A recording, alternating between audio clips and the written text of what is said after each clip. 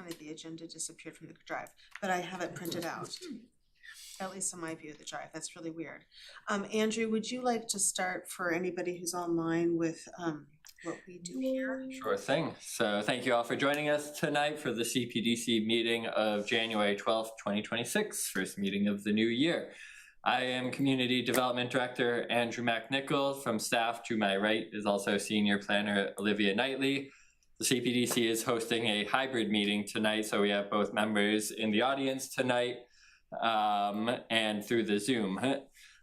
From the board tonight in person is member Tom Armstrong and Chair Heather Klisch, and Guy Mangianello is on the Zoom. We do ask that the board will probably follow its normal procedures for the most part tonight, in that an applicant will present their application to the board.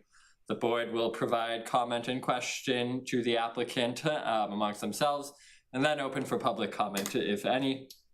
We do ask if you do have public comment, please raise your hand for the chair to acknowledge you. If you're on the Zoom, you can use the raised hand feature found under reactions, or if your camera is on, you can wave your hand or type us a chat message so we can find you. Please introduce your name and address for the record, and I don't have anyone in person to ask to sign in other than yourself, who has already signed in. So otherwise, this meeting is being recorded and broadcasted on all local channels. Okay, we have kind of a light agenda, but a lot under other business. So why don't we go ahead and get going? The first item is a sign permit application for 505 Main Street in Shore Plus. Are you here to present on that? Yes, ma'am. Okay, great. So I will pull the plans up. We normally have. Move the podium. Yeah, It seems formal for the small crew that we have here. But for the microphone, we'll ask you. For the microphone, we'll ask you to come up to the podium and do your presentation. It goes like right here. Thank you, Olivia. There we go. Should be good. All right, great. Does that feel right? I think that's right. Well, first of all, good evening. Happy New Year to all of you. I am Lucas Lemus. I'm the owner of Insure Plus, a newly established insurance agency here in Reading, Massachusetts. We've been in business just short of 2 years, but most recently moved to Reading. And essentially my goal here today is to have permanent signage approved for my location.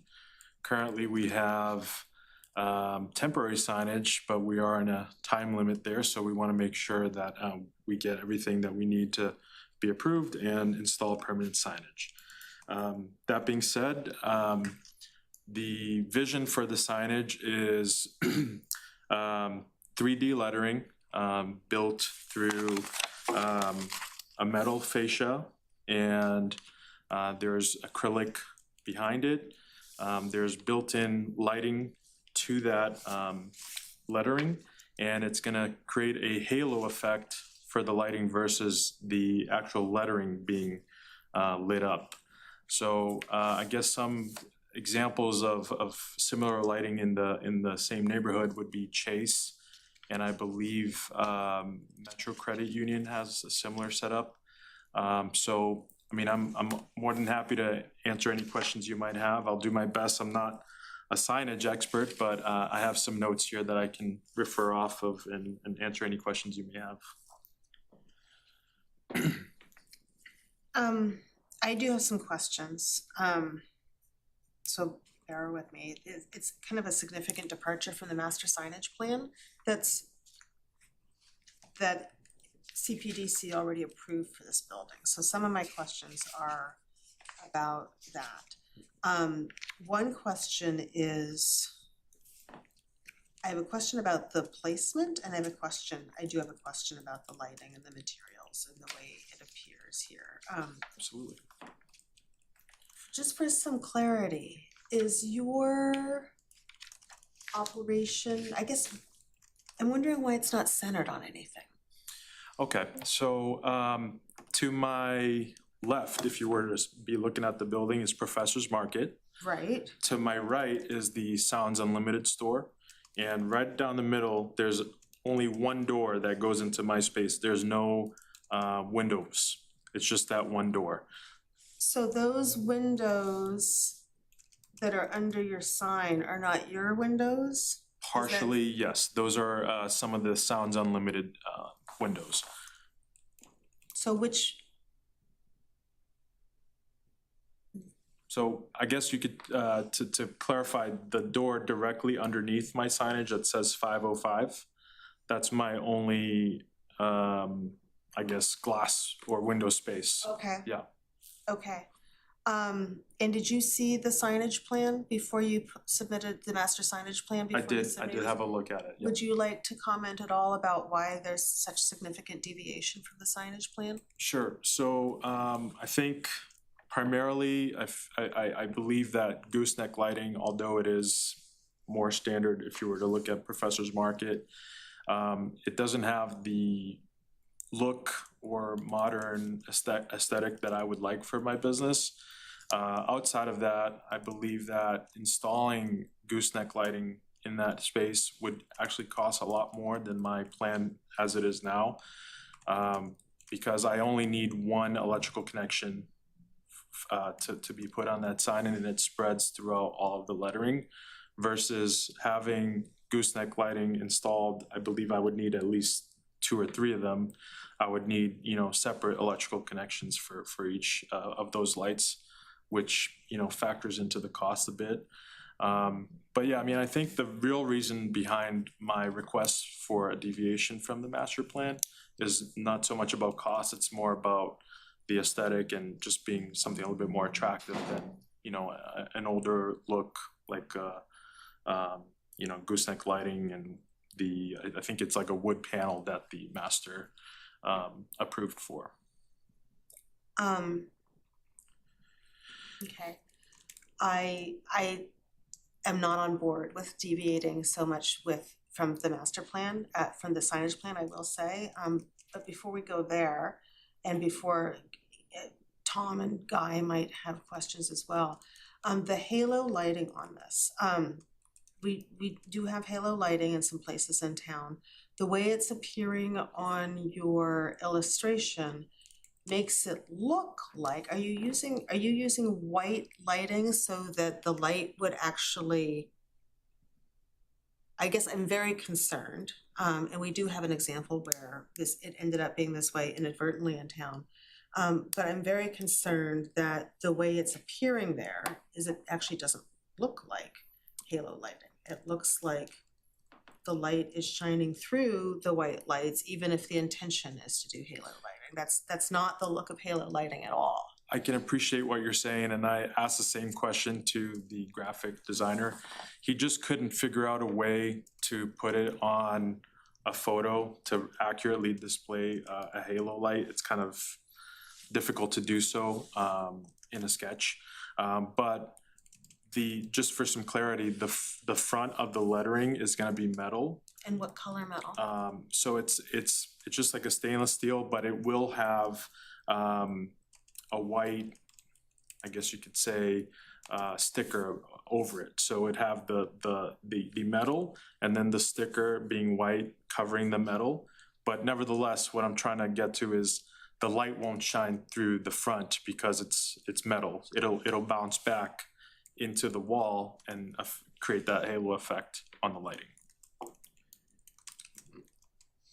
Before I go on, Guy or Tom, do you have any comments or questions?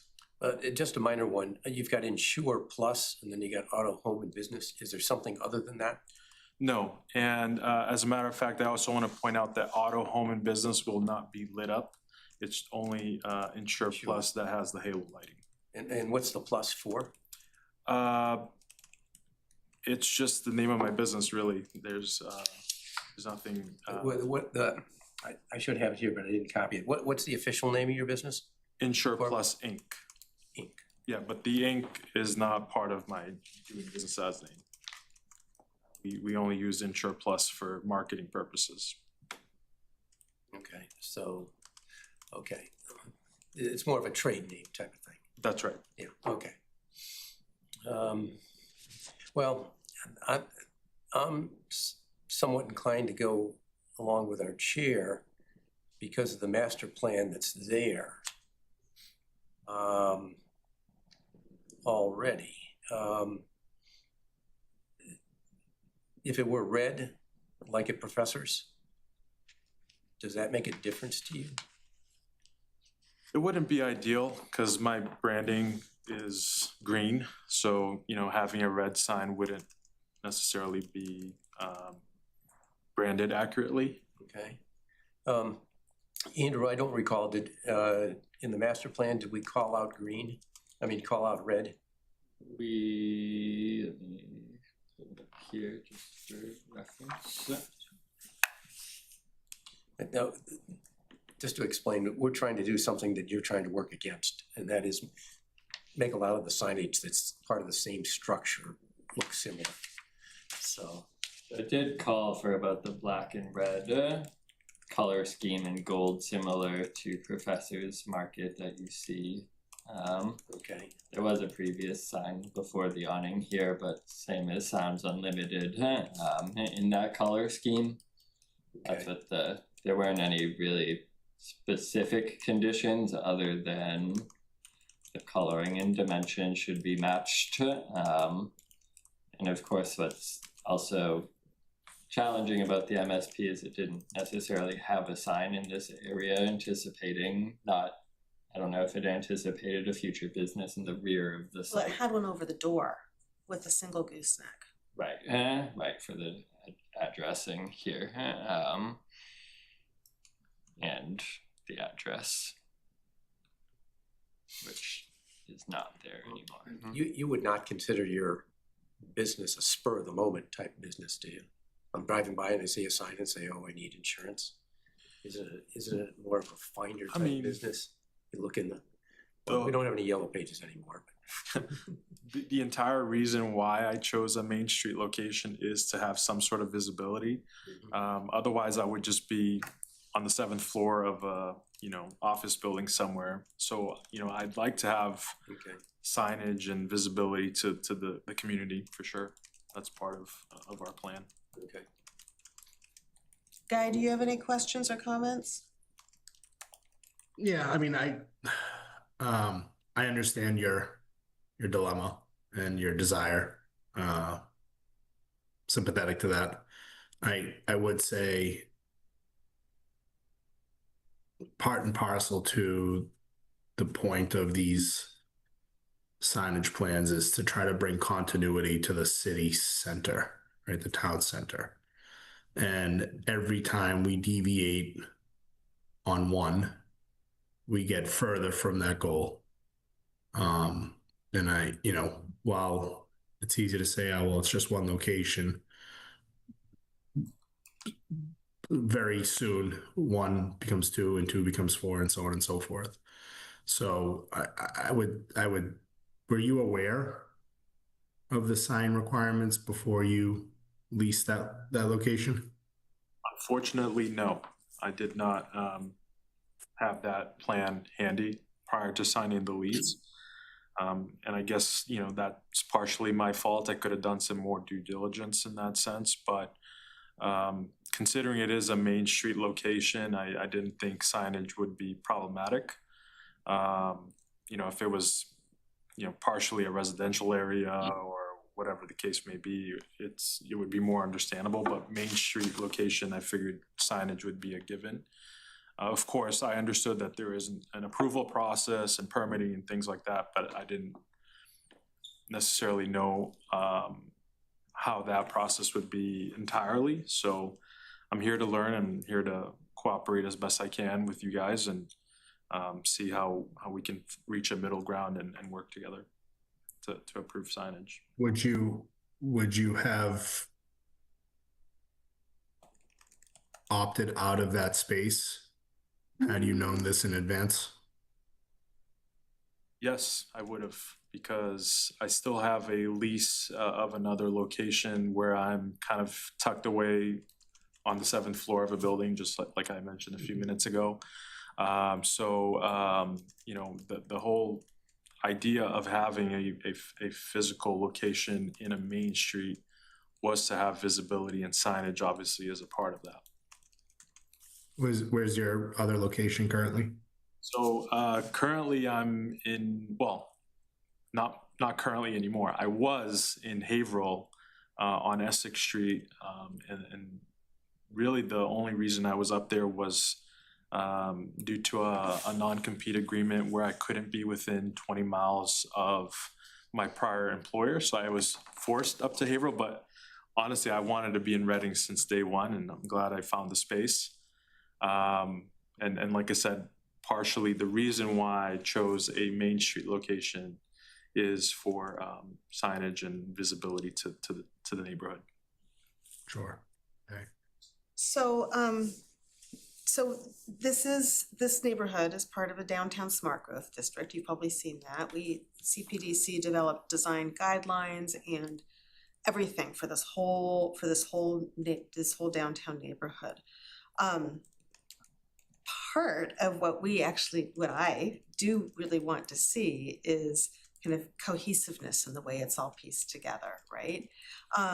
And which leads me to wanting to stick as much as we can to the signage plan.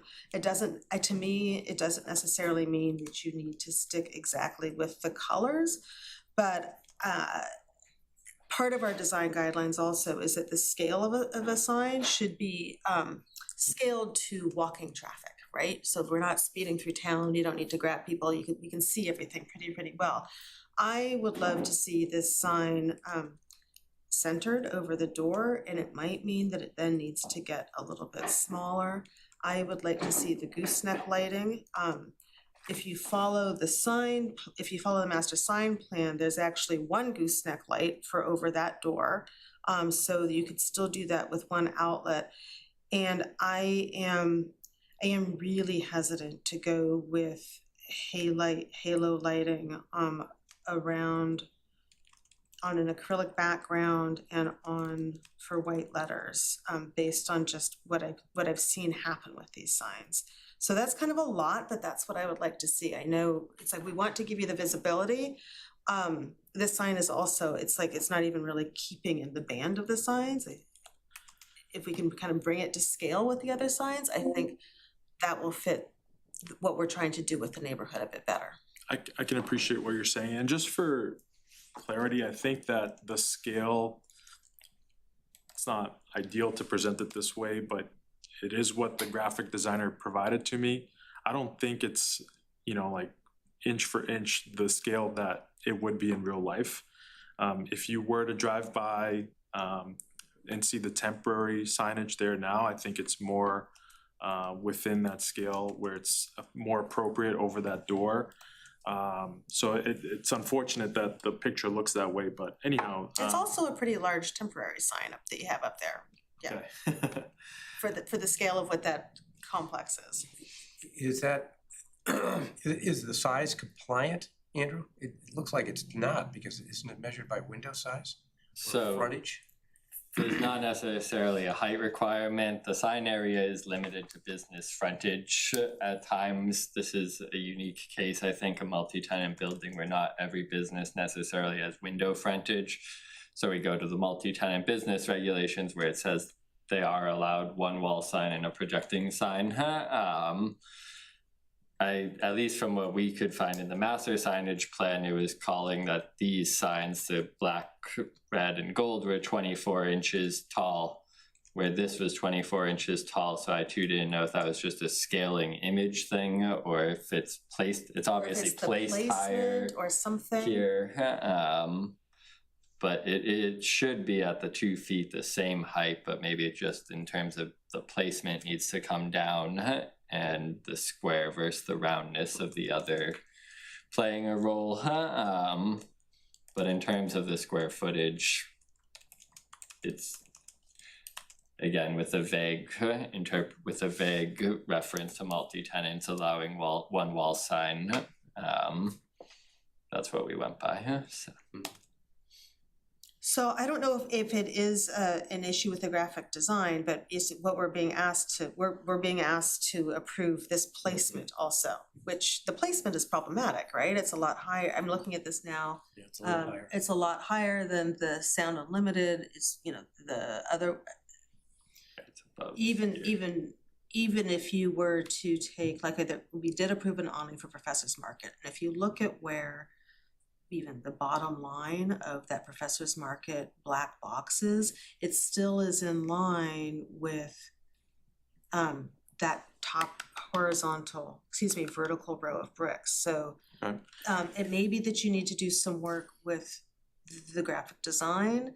I can say I won't approve something that is, this just looks so off-center. It doesn't, it needs to be centered on something. Okay, and I can definitely see what you're saying where it's higher up than it needs to be, so, And I would what I prefer the can do with gooseneck the lighting. graphic designer is bring it down to right above the door and then center it perfectly on the door. And, you And know, it may mean that you have to get it smaller, otherwise it's gonna look funny, because it'll look like your business is in both places, right? So it may mean that you have to get smaller in Right. reality. and I do think that, we can go a little bit, smaller than the 72 inches. And even with the 72 inches, from my understanding, is that we would have enough space to not be over Professor's Market door and only go over the window of Sounds Unlimited, a very small space over that window. So it would be definitely centered around my door that says 505, and we could also bring it down, I don't know, 6 to 10 inches, whatever that is, to accommodate it a little bit better. Yeah, and I mean, because you want people to know where they're supposed to go, right? You want people to know where your business is, so That's that right. should help too. And I would like to not deviate from the master signage plan that has the gooseneck lighting rather than the halo lighting. I think that gets just way more variety than anything that the signage plan Okay. called for. So just But for I think you can do one gooseneck lighting, just like the signage plan. just for some clarity so that I understand how to proceed from here. Because it is a little bit bigger than the master sign calls for, number one, would that be approved? Number two, if it is a little bit of a larger sign, would you guys approve a double gooseneck versus just one to light up the entire sign versus just the center of it? And then on top of that, I would want to know what kind of materials we would be talking about, if acrylic and metal is still okay, if you guys are looking for other materials. I just want to be able to source the correct signage so we don't have any issues with the town. Yeah, and I'm open to what my fellow commission members would say here. What's on my mind is, okay, when you install gooseneck lighting, we hope your business lasts here a really, really long time. If you do vacate, somebody else is going to move in there and need to have a sign there as well. So I would say sure, 2 gooseneck lightings, if you can do it in a way that looks like another business could use it later on as well. So we don't want your sign taking up so much space that somebody comes in and they're like, it doesn't fit with the next. It needs to fit with continuity. Like I said, we hope your business stays there a long, long time, but if it doesn't, somebody else will need to put a sign there. Materials, I would really love you to follow the wooden material like we have at Sounds Unlimited, like we have on I know it's not the look you want to go for your business, but it's the look that was chosen for this building. It's really not so much about the look per se with regard to the materials, because at this point, if I'm going with the gooseneck lighting, it's not the look I wanted in the first place anyway, so it doesn't necessarily matter all that much. It's more about durability, and like you mentioned, you hope for me to be there for quite a bit, and I'm not planning on going anywhere. I want to run this business until I retire and pass it on to my kids, hopefully. But yeah, I mean, I don't plan on going anywhere, and I want to make sure that this sign is as durable as it can be. And I feel like wood, which is what I think Sounds Unlimited has, can deteriorate a little bit more than metal or acrylic wood. So ideally, not only for aesthetic purposes, but also for durability, I would ask if it would be possible to use a different kind of material there. Well, that's held up there for a long time. It's been there a long time. I don't know how many years. I'm not sure either. I don't know, but Tom, Guy, do you have an opinion on that? I think what he ought to do is, before he goes and gets everything constructed, you ought to run it by Andrew. So I Well, think, I think we Andrew. see, yeah, Yeah, I we still know. need to approve a plan, Well, I know, yeah, but I think Andrew has a sense of what we're looking for. Mhm. I mean, I know you could use like indoor, outdoor plywood, not that, outdoor plywood, I don't know how that would be, but I'd have to go back and take a look at the signs. One's obviously canvas of some kind. It's not an awning. I mean, we can certainly pull reference materials from other signs too, if it's Yeah. not the wood. There is other like There's gotta be other materials that work, denser materials, yeah. acrylics that we've seen work well on Haven Street, on Lower Haven, I think even Upper Haven, and I don't recall, I'd have to go back if they too have like 3D lettering necessarily, or if there's graphics that can be done that way. And so there's a way to find that matching characteristics, I think, without necessarily the same exact materials called from. Yeah, However could you long help ago. advise on that Yeah, in the intervening absolutely. time? I think that'd be great, based on what some other folks have had success with. We have a lot of small businesses in town, nobody wants to spend more than they really need to, right? Yeah. Right. So, I think that's also another thing. I think wood and material is a lot more expensive than Okay. stainless steel and acrylic. Mhm. Interesting. I don't know about more expensive than stainless steel, but in any case, I'm less concerned with the medium as I am the look. So I think if you can try to adapt to the as close as you can the master signage plan. I'm actually less concerned with the lighting personally, the gooseneck versus the halo, but that's just my own opinion. In any case, I would say for me, it tends to be more, you have an awning on one side, a placard on the other. It's almost like pick your poison in my book. Try to assimilate one way or the other, I think would be my opinion to you, but I think you've got some good feedback from Heather and Tom, so. And I don't disagree with what Guy is saying. I mean, just kind of make it look. But I do like the gooseneck. I prefer the gooseneck lighting over the halo lighting with white letters. Now, Yeah. just as a question, because obviously I want to source it and do it the right way so we don't have to keep going back and forth. Is gooseneck lighting a preference or a rule? Meaning, if I were to do the halo lighting within, a more similar aesthetic to my neighbors, would you guys be willing to let that happen?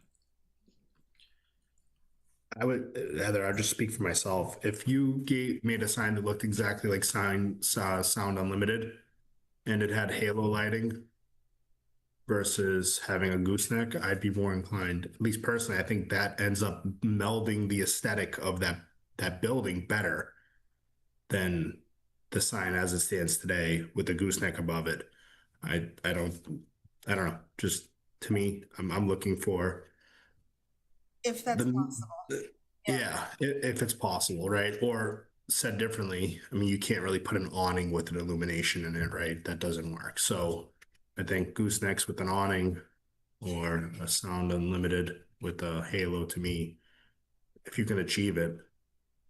And obviously, I think it'd be best to come back with some real life examples. That's what I need to see. I have this nervousness, and it may be completely unfounded, and I will grant everybody that, but I have this nervousness about the halo lighting against what I'm envisioning as acrylic and the way that actually ends up looking. And you've explained how it's metal, but with white stickers on front. And nonetheless, I just get nervous with halo lighting with white, where normally with halo lighting you see dark lettering, and so the light stands. Yeah, I know what it looks like because I see it often, but I don't think you're doing yourselves any favors by not bringing some real life examples. I think it would go a long way to show your intent. I mean, I could definitely. Even if it's photos of real life examples of what you expect it to look like, yeah. Yeah, it can be somebody else's sign, doesn't need to be yours, right? have an example, I think I might have it here printed out, and I did submit it to, I believe, Olivia.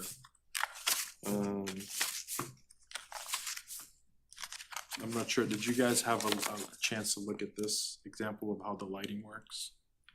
Yes, and we've seen, I understand how the lighting works, because we have halo lighting here a lot. It's just sometimes when it's against different kinds of materials, it ends up looking like it's like half interior illuminated, which is exactly what we don't want. Well, this is a better example of what I have in mind. Yep, Granted, it is white in that signage. yes. What I can do, if you guys prefer, is a black background, which would match the aesthetic of the building a little bit better, and then maybe green lettering versus white, and then have the halo lighting behind the green letter. Something like that might work, yeah. And Do then you feel like while we're not telling you exactly what to do with your sign, do you feel like you're getting good direction for what we kind of want and don't want? well, I understand that it's probably gonna take a few more tries with Andrew and then potentially another Yeah. meeting here, and that's understandable. I wanna make sure we get it done the right way and, fit into the neighborhood properly. The only concern about not using halo lighting to me, frankly, is I see that a couple other businesses within, 1 block from me have it, so why wouldn't I be able to use it as See well? what you can come up with. It just, that look that you just showed on your photos is something that we're used to. And if you could, I think Guy made a good suggestion that if you can make it look a little bit like the Sound Unlimited one, but it's halo, that could work. Yeah, I mean, I think the major takeaway that I'm gonna have from this whole meeting is to go darker with the background to match Sounds Unlimited with the black background, and then maybe not use the stickers over the stainless steel frontage of the lettering there. So we'll work with something, and I'll throw a couple examples to Andrew, and then hopefully we can come down to an agreement. Okay, and I know you tried to come here last time and we had to abruptly cancel the meeting because we didn't have the right Zoom link. Is there a way that we can give like a 30-day extension on the temporary Yeah, sign? I was gonna say, we can certainly work. Yeah, I don't want. Yeah, I agree. don't want I would support that. 100%. Okay, Um, that in the minutes or Good point, whatever. yeah, you got it. I don't think we don't need to vote on that. No, I don't Yeah, think so. just like Something let that be building shown we can, that we we're can giving work you some with, yeah. flexibility there. Okay, and just for clarity, do I have to send an email regarding that, or is it automatic as of today, extended? We'll work with building to make sure everyone knows that. Yeah, maybe you could send an until- email yeah, to exactly, everybody, yeah. okay, Mhm. yeah. All right. And this is, even though the minutes don't come out for a bit, this is being recorded, so you've got us saying this. Well, I appreciate you taking the time to explain what I can and cannot do. I'm gonna do everything in my power to come back with plans that are more aligned with what you guys want. And like I said, I'm here for the long run and excited to be part of the community. Well, thanks, welcome to Reading. Sorry that we're being stringent on the look, but yeah, but That's welcome right. to Reading. It's understandable. You guys run a really pretty town, so I get it. Yeah, There's yeah, thank you. there's some requirements there, so I get it. I Welcome appreciate to town. Best of luck. Thank you, guy. I appreciate it, and I hope you have a great rest of your night, everyone. And same to Thank you, All thank right. you very much, Take care Lucas. Comment. Oh, there's a public comment, holy, Public comment. oh my Oh, gosh, there I'm is. sorry, I didn't know we had any public on there, that's a terrible chair. Tony, go ahead.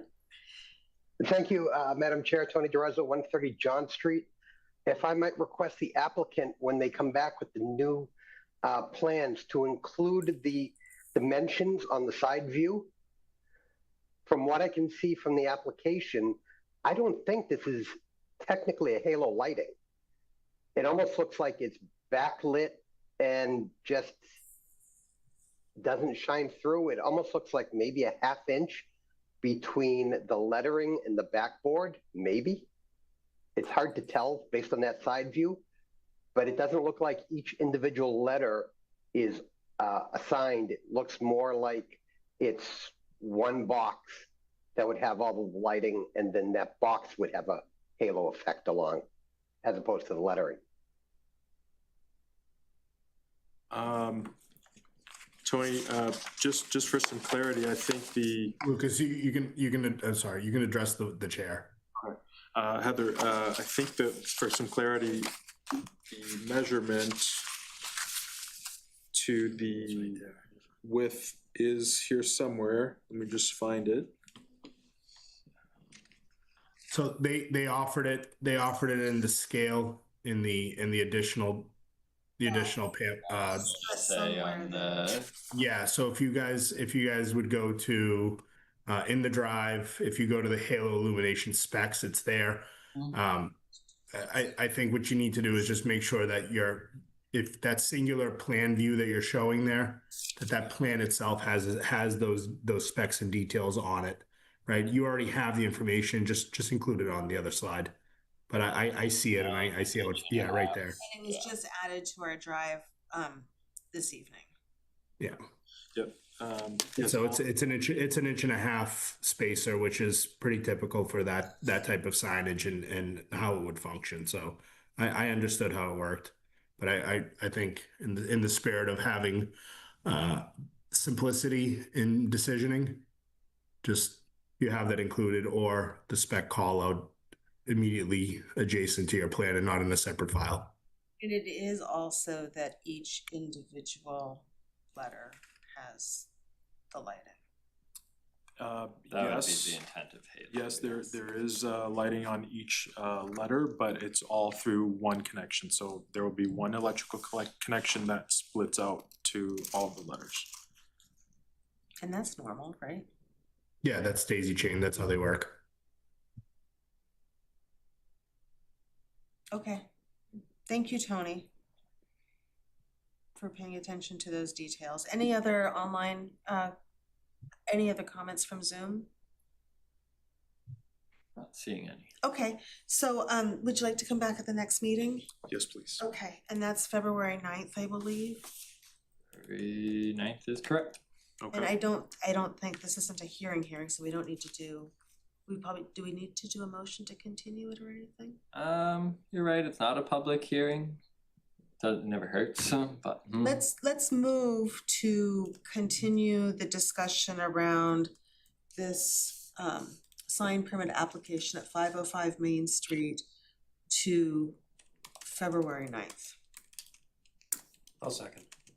Okay, we have to do roll call, the three of us, because we've got somebody online. Guy? Yes. Or yes? Yes. Okay, thank you. We can follow up tomorrow. Okay, great. Well, thanks again. Thank you. Have a great night. Okay, next we have another sign permit application at 235 Haven Street, Fox and Fable Tattoo. Do we have anyone online to present about this? Yes, Salvatore, I think, is online. Hello. Hi. Hello. Share the screen here. Sorry about my dog. We don't hear your dog. Oh, well, she was just in the background barking. I think computer microphones have become really, really good. Or it's just Zoom has become really good. Can you hear me or? Yes. Oh, okay. Do you want me to start talking? Yes, why don't you present to us what you have here? Sure. Well, my name is Sam Patino, and I'm the owner-operator of Letterlux Signs in Medford. And I was hired by my clients, Fox and Fable Tattoo Studio, to do a front fascia sign for their location on Haven Street. They occupy 2 spaces. So for the size requirements, I just stayed within the linear footage of 2 spaces rather than 1. And this would be a flat painted sign. It would be on 1/2-inch MDO, which is medium density overlay plywood, and I seal it, I finish it, and then I would install it. So that's pretty much it. Okay, that's very straightforward, and yeah, on sizing, I noticed what the storefront width is about 28 feet, and you're allowed 2 times that, and so this is a 54 square foot sign, so that seems to fit. I actually have no questions on this one. Tom or Guy, do you have any questions? None. Because I think that whole street is kind of black and gold, isn't it? A lot of it. Yeah, and I don't know if there's a master signage plan for that. It's an old building. There's not on this one. But it's in keeping with the band of what the signs are there along that row of storefronts. Guy, any questions? No,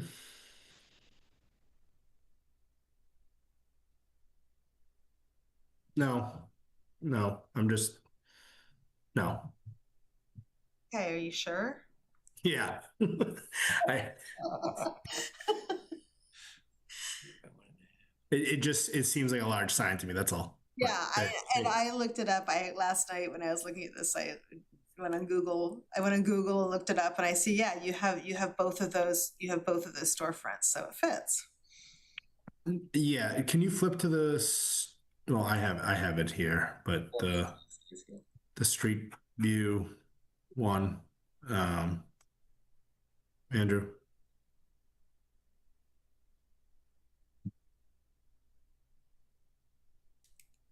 Do you have the proposed? Yeah, sorry. That's okay. That's the location. It would go basically over the. Yeah, yeah.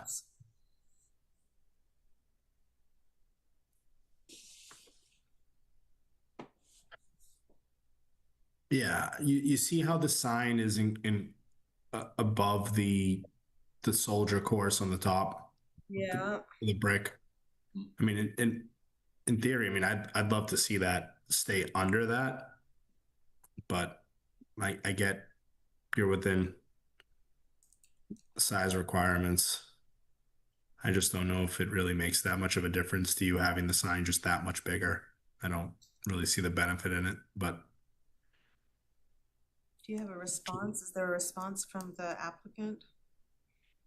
I mean, that we could definitely make the sign a little smaller. I'm just the only thing I would be concerned of is once we proportionately shrink the sign to be under the ribbon, within the, under that ribbon part, the sign itself, proportionately speaking, will shrink considerably horizontally.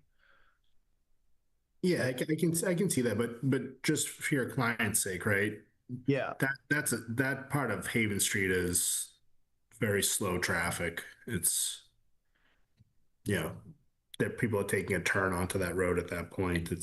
Or taking a turn off of that road at that point. So if it's a concern of people noticing, I wouldn't have one. Just my feedback there, truthfully. But I think it works just with that exception. Just I think it would fit better into the building, staying below that. I mean, normally you'd want a sign to stay under that portion. That's a good point, Guy. But otherwise, I think the sign looks good, and I think it meets all the other criteria. So, just my 2 cents. I guess, would you be open? I mean, it would be resizing the sign a little bit, but would you be open to modifying it so that it stays under that row of soldier bricks at the top? Oh yeah. Let's do that. Okay. No sweat. As long will it require another presentation? No. Okay. No, we can just put it into the record, and I can do that. I don't know exactly how we condition that on. Yeah, I'm working on the language, and I can revise the language a bit.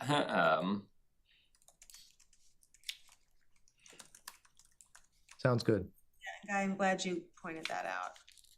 Let's see here. No problem.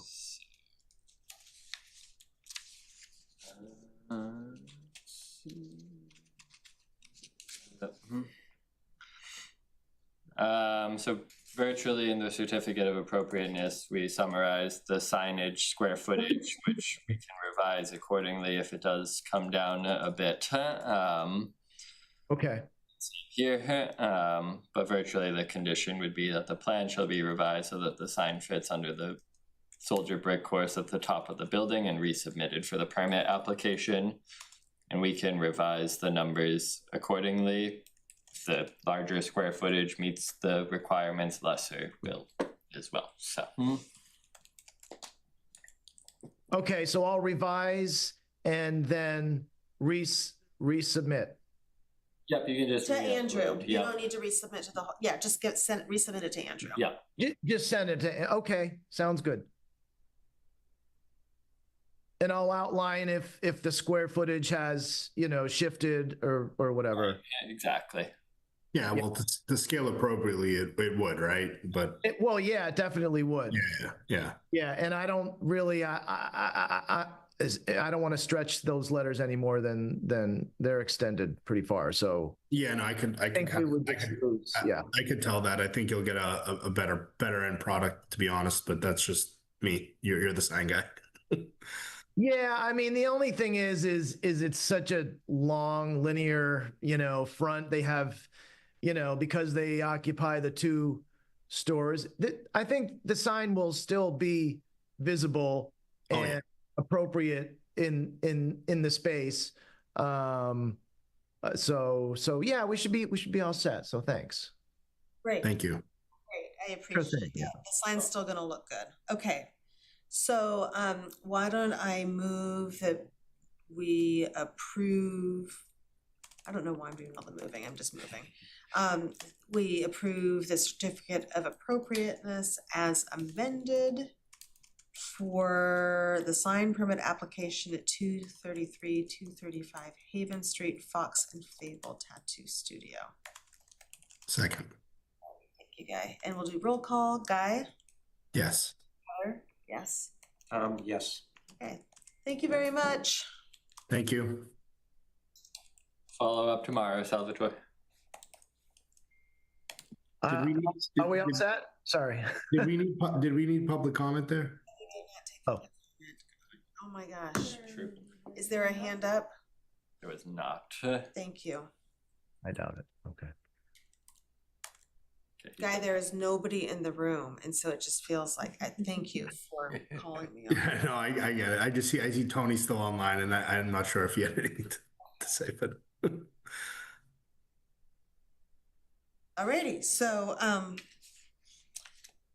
the other thing that we had, I skipped over this, but I don't think we had to say anything, but we had the small lane extension definitive subdivision application was continued February 9th, and now we have a slate of other Do you think business. You want to make a motion to continue that hearing?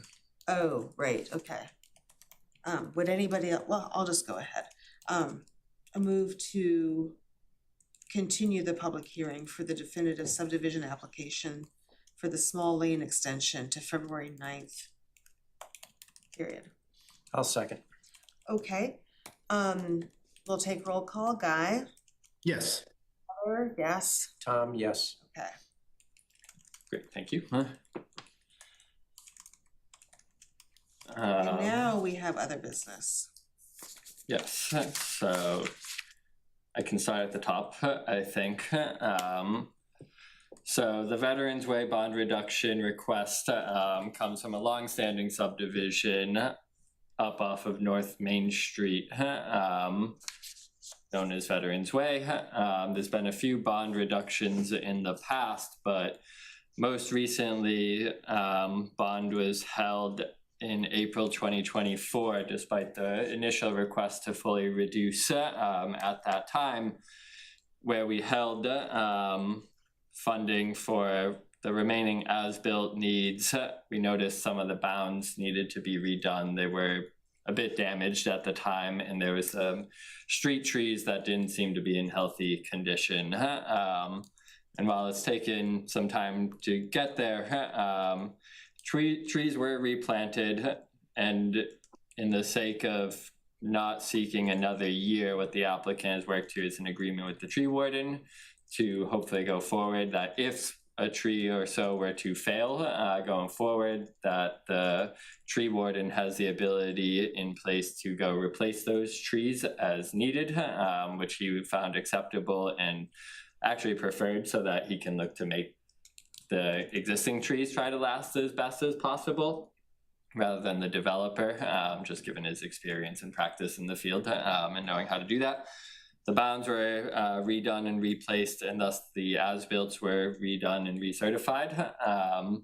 And the tree lawn and fertilizer was all seemed to be upkept well.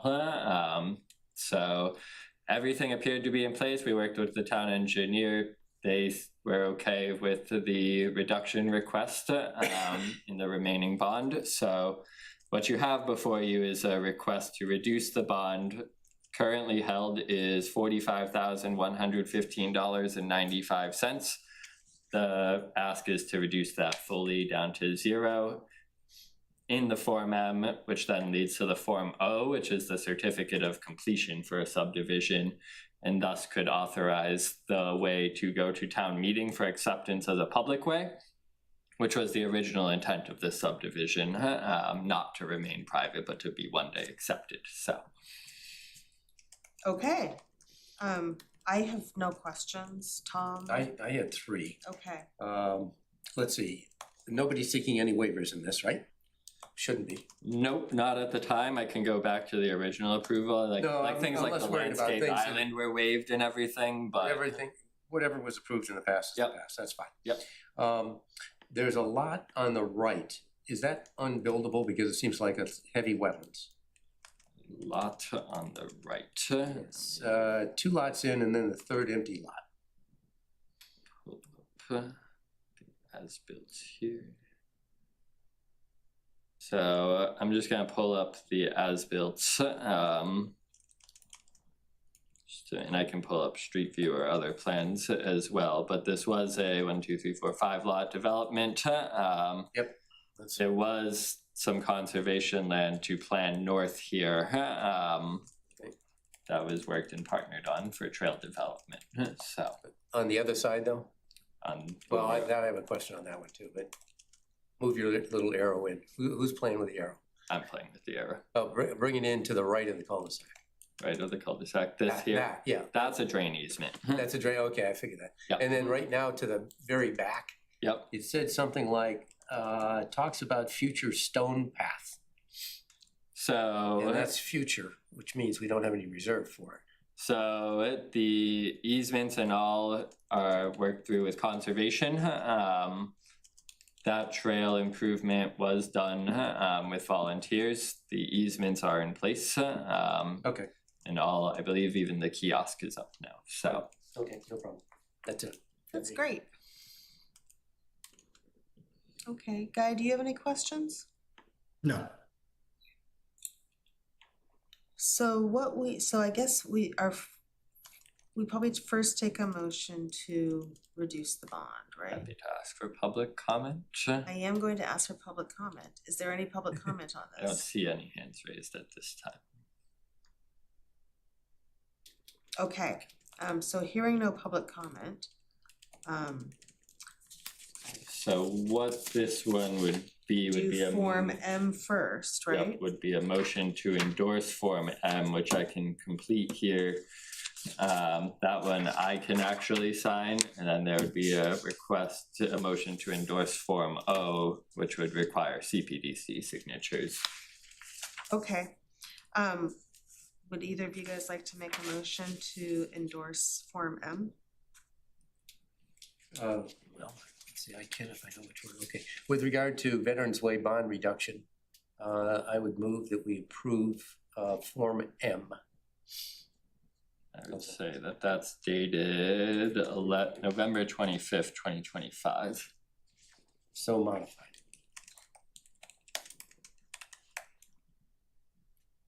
Oh, I see it. Okay, I'll second.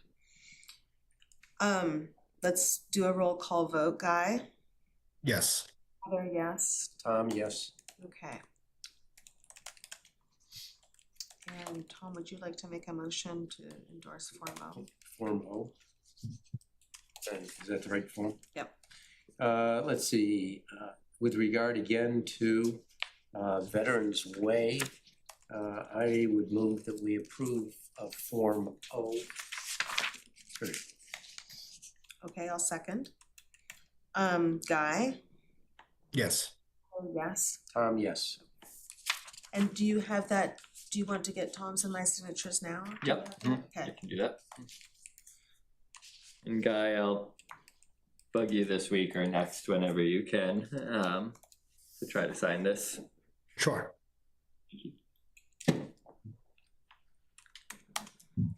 Okay, why don't we just go ahead and sign it and then we can move to the subdivision fee update and process. Yeah. So if you want to sign right in the middle there, if you need a pen. I've got it.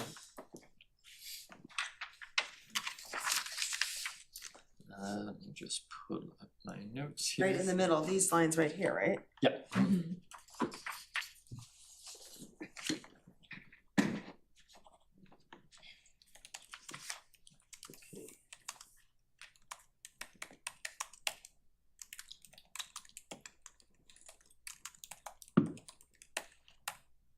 Okay, thank you. Thank you. You're welcome, thank you. Thank you. Great. Okay, so moving right along, we have an update on the subdivision fee update. Is that the, what's in our administrative fees folder there? Yep. There's nothing in that folder there. Oh. Weird. Well, it's okay because I can also pull it up on screen, and there's not much action necessarily needed tonight. We just wanted to bring it back up for reference. I think when this was last brought up in late fall, we were asked to ask you to look at some administrative fees that possibly haven't been updated in some time. That really started to look at the subdivision fees, which hadn't been updated in quite a bit. And so we had run a comparison with some other towns in nature on what their current fees were. Some are more recently updated than others. Some are actually also looking at an update to their fees. So we pulled a whole bunch of towns. For reference, the subdivision fees are found within a local regulation. So that gives the board the power to change those local regulations through a public hearing process, which is something we can administer in any future agenda, really, so long as the agenda has time on it, which right now they're looking fairly open. But we wanted to bring it up before actually scheduling a hearing, of course, with you to make sure you would want to go ahead with that. So what we did was summarized both approval not required fees and full subdivision fees, and that can be broken down into different ways given preliminary applications versus definitive, and what happens if both are applied for or neither or just one. Anyways, without getting too far into those weeds, you can see here on like something like an A&R fee, Reading currently maintains a flat $100 fee for the application and then $25 per lot when you start creating more than 3 lots. When we look at peer communities, we start to see that they have higher flat rate fees and just start to charge per lot in general, versus something like ours, which only triggers at over 3 lots. So we found that that would be one that could nominally increase and be reviewed.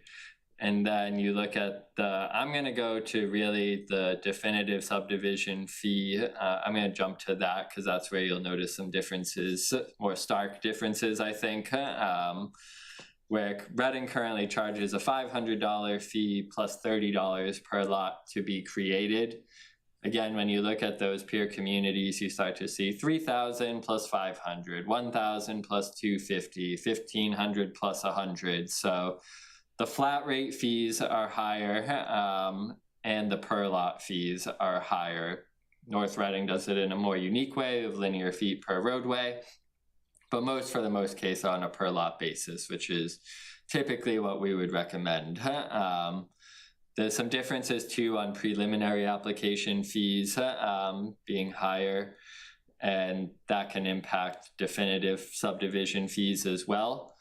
So we actually looked at this and said, what we are due for an update. Just looking at it visually without even running averages or other, that there's some middle ground to be found here between the highest costs and the lowest that others have updated to. So we had put together just a quick rough shot of maybe inappropriate fees just to get your appetite for it of what those might look like.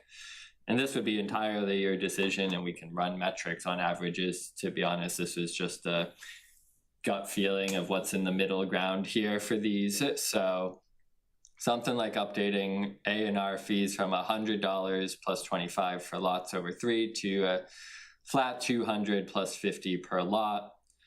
Looking at preliminary to match others at their $500 fees flat plus 50 per lot, and then bringing the definitive subdivision plan up to $1,500 flat plus 250 per lot. These were below the highest that we saw in peer communities, and sometimes matching the lowest or the middle ground of most others. So we thought that these were somewhat reasonable to start with.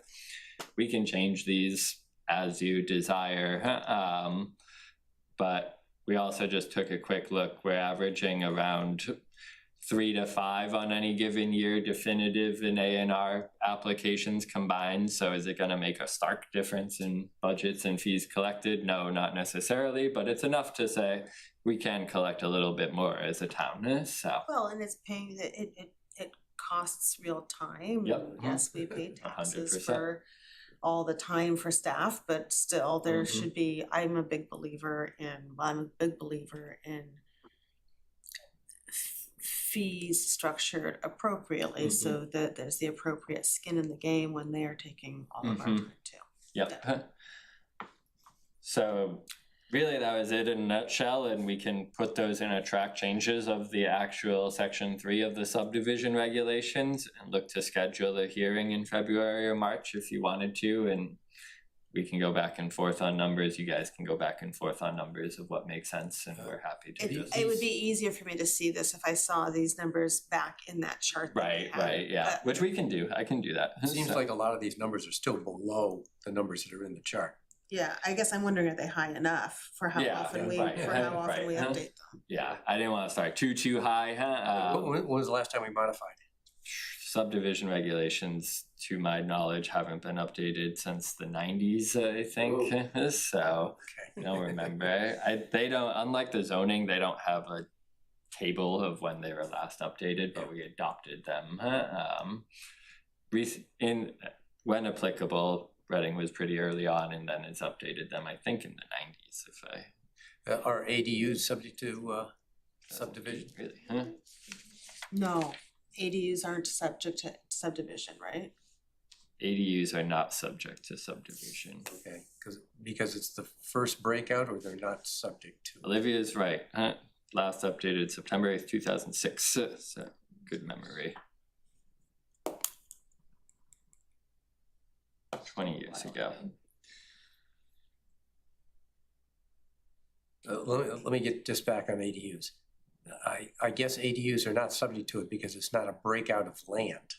Right, you're not creating a new Right, buildable yeah. lot, you're just That's adding a unit. Right.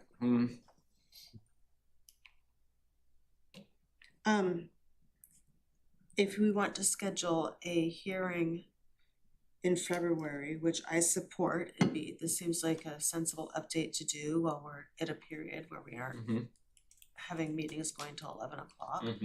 It seems like we should look at these numbers and get them right. I'm jotting these down, and then I'm going to ask you if we can go back to the other Yeah. table since we don't have it here. Yep. Which I Andrew, Oh, they are in the there drive now, before. okay. Heather, Andrew, I have a question, right? Yes. So, looking at this with a bit of a business mind, even though that's really not the intent of this, what were the total fees generated through these processes, say the last year, last couple of years? Do we have that info? That's a good point. For some reason, I didn't jot down the fees collected. I just had the actual applications submitted. So I think we should look at what are the total fees collected. And then we should bump them up against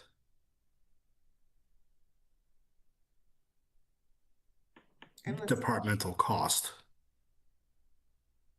Well, it's gonna pale compared to departmental costs. It will, but let's see what the percentage is today existing of fees collected comparatively to departmental cost. And then we can go back and extrapolate from 2006 and kind of take a more scientific approach to this too. And then see if we were to kind of bring that forward to today with some type of cost increase metric like CPI or something of that nature. How would that land us comparatively to other communities? And I think by doing that, you may, and then see how that would bump against cost, right? Departmental cost. And I think that might be a helpful exercise, and it shouldn't be all that difficult to kind of, once you have the raw data, it's easy just to make a couple formulas. Yeah, I But- agree. We can apply like for A&Rs, it might be 0.5 to 1 hours for the 2 staff members that review that and administer that, and then definitive, like you start to get into a bit more, just given how many staff divisions start to look at that, but I'm sure we can come up with something. Yeah, I think it'll give you a healthy understanding of what does it really cost the town to do these types of things, right? And then we can charge appropriately. Because I do feel,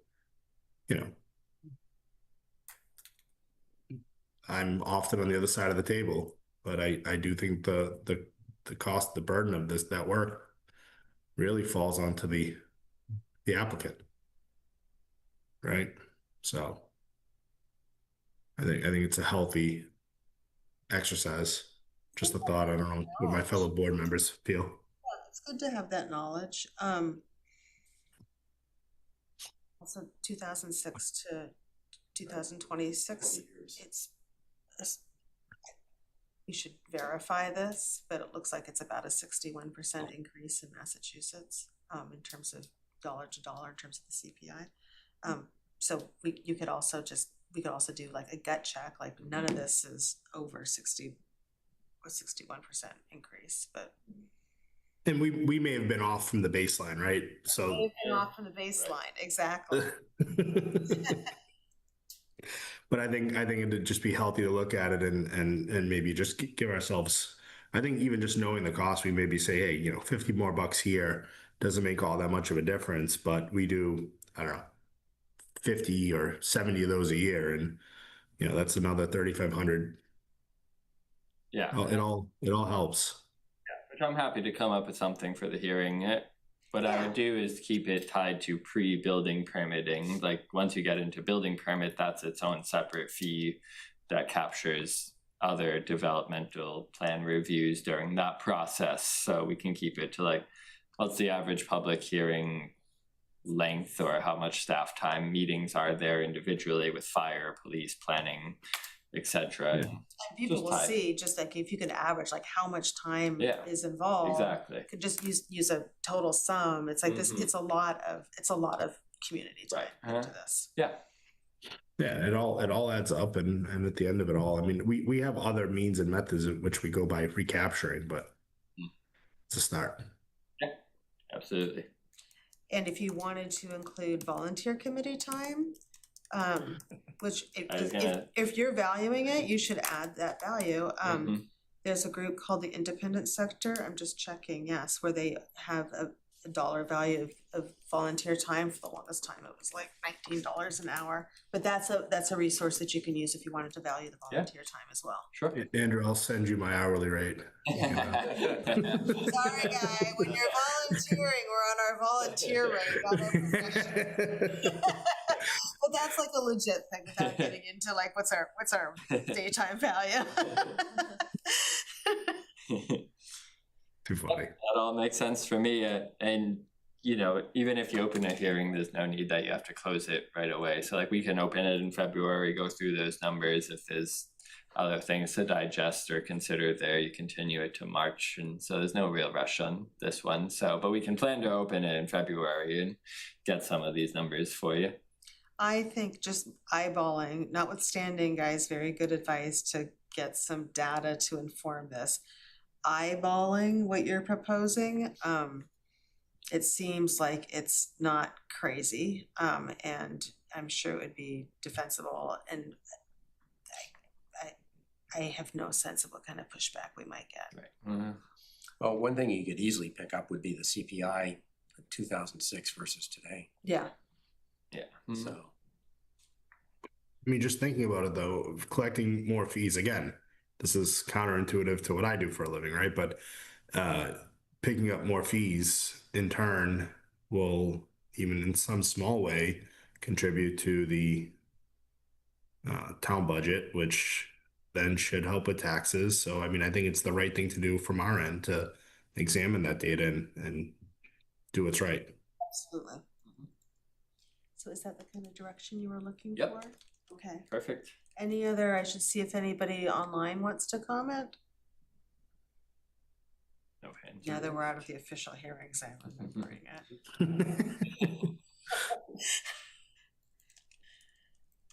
Okay. Okay.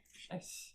And now we have the accessory apartment, the ADU. Yeah, so I know we've talked about this one a few times, and we figured after now a year of, virtually a full year of the law being enacted, we just come back with some metrics and, you know, a quick synopsis of the differences from the state regulations that were enacted in January 2025 to present day. And virtually what we've actually seen is the number of applications for accessory dwelling units have equaled in 2025 the last 3 years combined. So we are seeing an uptick. So we are seeing an Using uptick. Well, hold on, Andrew.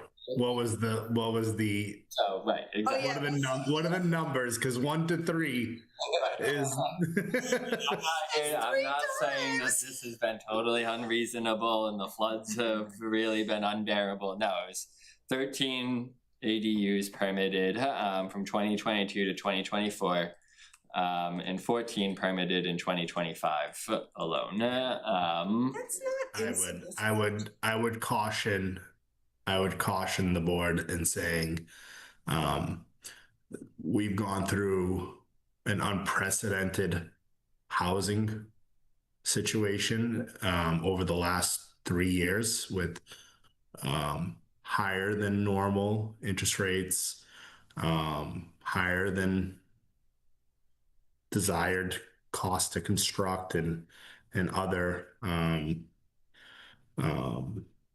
barriers for people to really make a move, right? People have been tied to these historically low rates. They're less apt to move. So they're finding alternative ways to make their existing homes work, right? And with that, people get creative. So I think in that lens, it's almost a negligible number. You could almost chalk it up to a rounding error. It's really very, very, very minute. I think as you see the market conditions improve, people starting to move again, rates have been coming down, you know, affordability might improve. There's been some softening in the markets. I think you may see less of that, or you may see more of it as people get creative and saying, hey, you know, cohabitating with my parents is a great thing, and I'd love to have an ADU and have them in there, right? Whatever it may be. So I think it's still early on, but I would take that data with a grain of salt. It's not a 3x number. It's really Point well taken, but I'm not saying it's an extraordinarily huge number.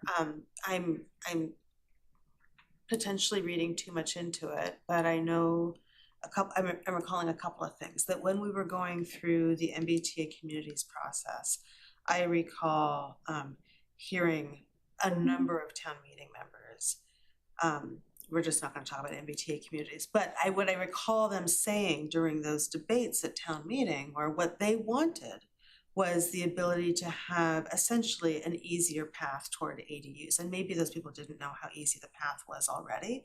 And then there was a good deal of publicity when it was in the housing bond bill that passed, right? When the housing bond bill passed, there was a good deal of publicity about how this was going to be easier. And what's on my mind, this is all just very hypothetical, is people who had a mind toward this, like, oh, I've got enough space, I'd love to build an accessory unit for my grown kids or through my parents or parents-in-law, they may have noticed it. So I think the jury's out on whether or not that uptick, as small as it was, is happenstance or not. So. Well, I've got basically two questions. How many of the ADUs that were approved were additions to an existing house, and how many were standalone? And have we had any complaints from any neighbors?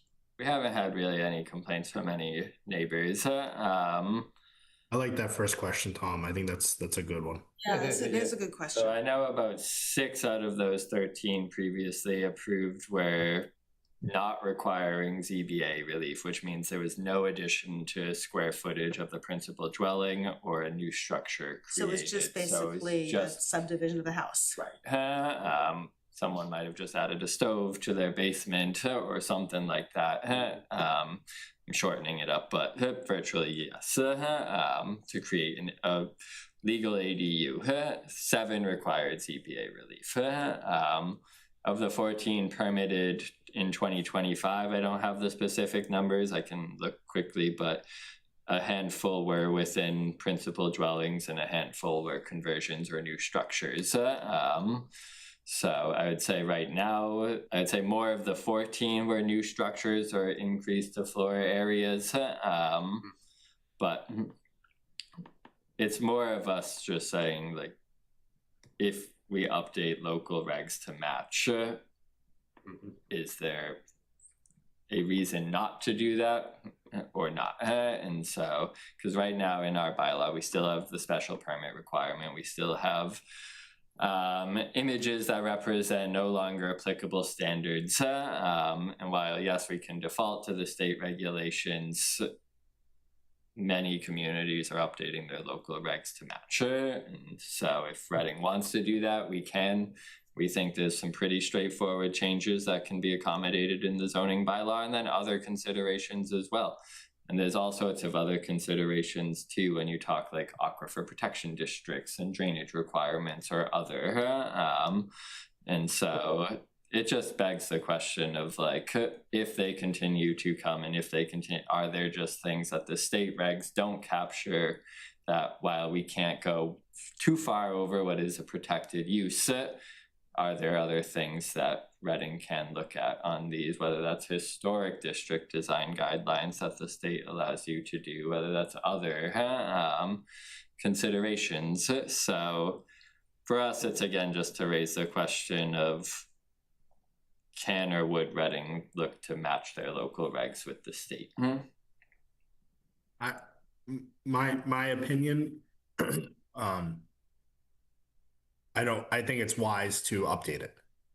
What I wouldn't want to see happen is to overthink this, trying to obviously in the spirit of doing what's right and make it a somehow more arduous process or a higher bar for entry, adding more reviews, more oversight.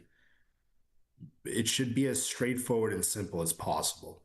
I agree. And we wouldn't like yeah, that. I think we can, if we can keep that at the essence and the spirit of what we're trying to achieve, I think it's wise to update it and bring it to current standards. But I wouldn't want to see it, add another layer of complexity to it, further deferring people because already so few are doing it. I agree. Yeah. And I agree actually also out of the principle of it is that people wanna do it, it should be pretty easy to do. Should- You did, I think I just heard you mention that, like, are there drainage requirements or other things we wanna consider? And I guess I would say maybe, but I also want to keep the bar, I wanna keep the bar pretty darn low for this. I think we should update it to match the state requirements. I think we Just should, in order to have consistency, yeah. I think we could do it simplistically, but I don't like having a town regulation be different than the state requirement. Because people may read the town regulation and say, oh, Right, that's what we want to avoid. Someone might still think a special permit is needed Right. if they're unfamiliar with the state reg. And so for us, I agree, this can be a pretty simple bylaw and some amendments. And we're not, I don't think, looking to recommend a site plan review process for ADUs, which the state says you can do. I don't think we're really trending towards that right now. Again, even when ZBA reviewed them, we've never gotten complaints after the fact. So they're pretty straightforward. We agree that a straightforward process on ADUs can be done. There's still building reviews and things, so it's all looked at. yeah, and the reason why I asked some of the questions about are there any complaints like septic system failures because of more people using the septic system, and that tells us then maybe we need to look at something like that, assuming we can.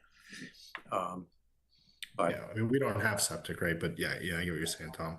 Right, but I get the point. And a lot of it falls probably outside of zoning too. Like the zoning in and of itself, again, protected use, like utilities, possible drainage is really probably different regulations, like updating stormwater regs, than not just for ADUs alone, but like looking at those things. But as more impervious area comes, or things like just making note of it all, like the things that we've seen on in 14 applications plus. But what do we charge people for submitting an application? For a fee? A building permit fee, it's based Yeah. off the estimated cost of construction. Okay. So $11 per thousand, or maybe it went up now. No, that's not unfair. So I do have a question, still, that I think we should make this as easy as possible. I have a question and an observation.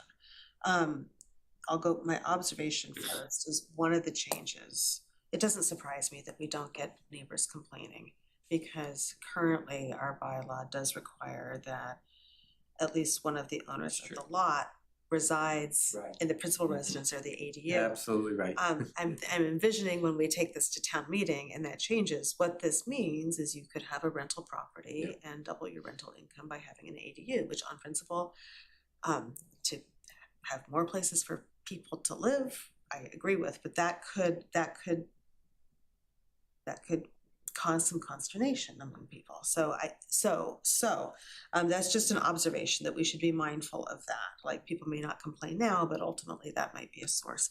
And then my other question is, for the 14 that we've had in 3 years, and maybe plus for the last 28 that we've had over the last 4 years, they go through ZBA now, is what they go through? A handful did. A handful go through ZBA.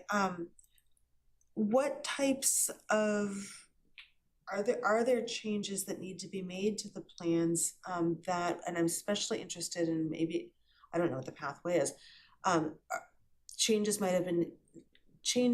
have had to be made to the plans, especially in order to kind of like protect the people who are ultimately living there, and I'm thinking about Fire, health and drainage safety. and what are common issues, and what would be the pathways for ensuring that we address those?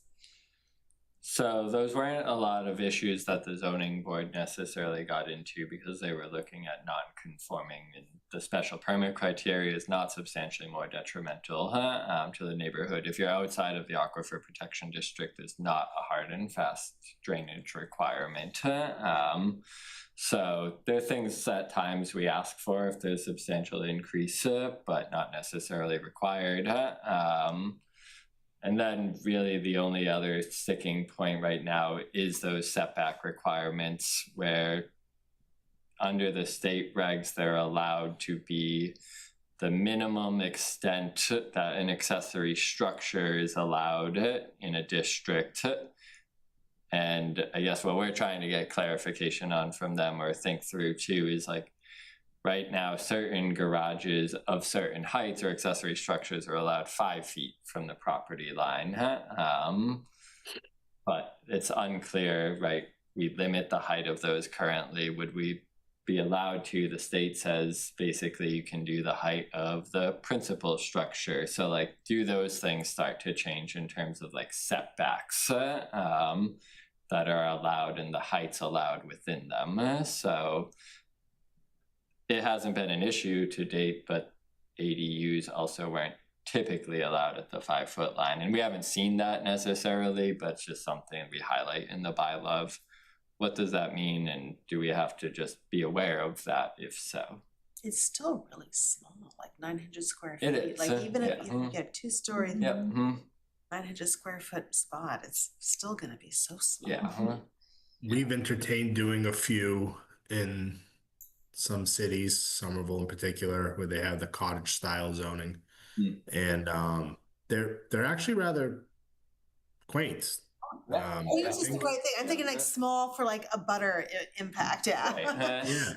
Yeah, I think they in the right setting they make a lot of sense. I think they're a great tool for housing, and I'd like to see more of them, and I hope we can keep that in mind that we do need to Yeah, be most careful of the on how challenges stringent we are go. outside of like plan, like it's addressing a unit that may be developed where like it might not have been considered in the past, or like can we require certain access for fire department to be able to ensure, or like how they access that or treat that new dwelling unit if it's say way far in the back with shared driveways that might have tandem parking, or so it's things of those natures that like internally we work through that zoning might not necessarily address, but And that would happen through the building permit. exactly. And so there's that the pathway there is like, it's not like we need to add layers. No. Those considerations happen through the building. Yeah, they still have to meet code, right? Yeah. It has to be So I mean, maybe I'm small-minded, but I think this is like, maybe I should say one of the most exciting things that's happened in Massachusetts about, the ability to add more spaces for people to live.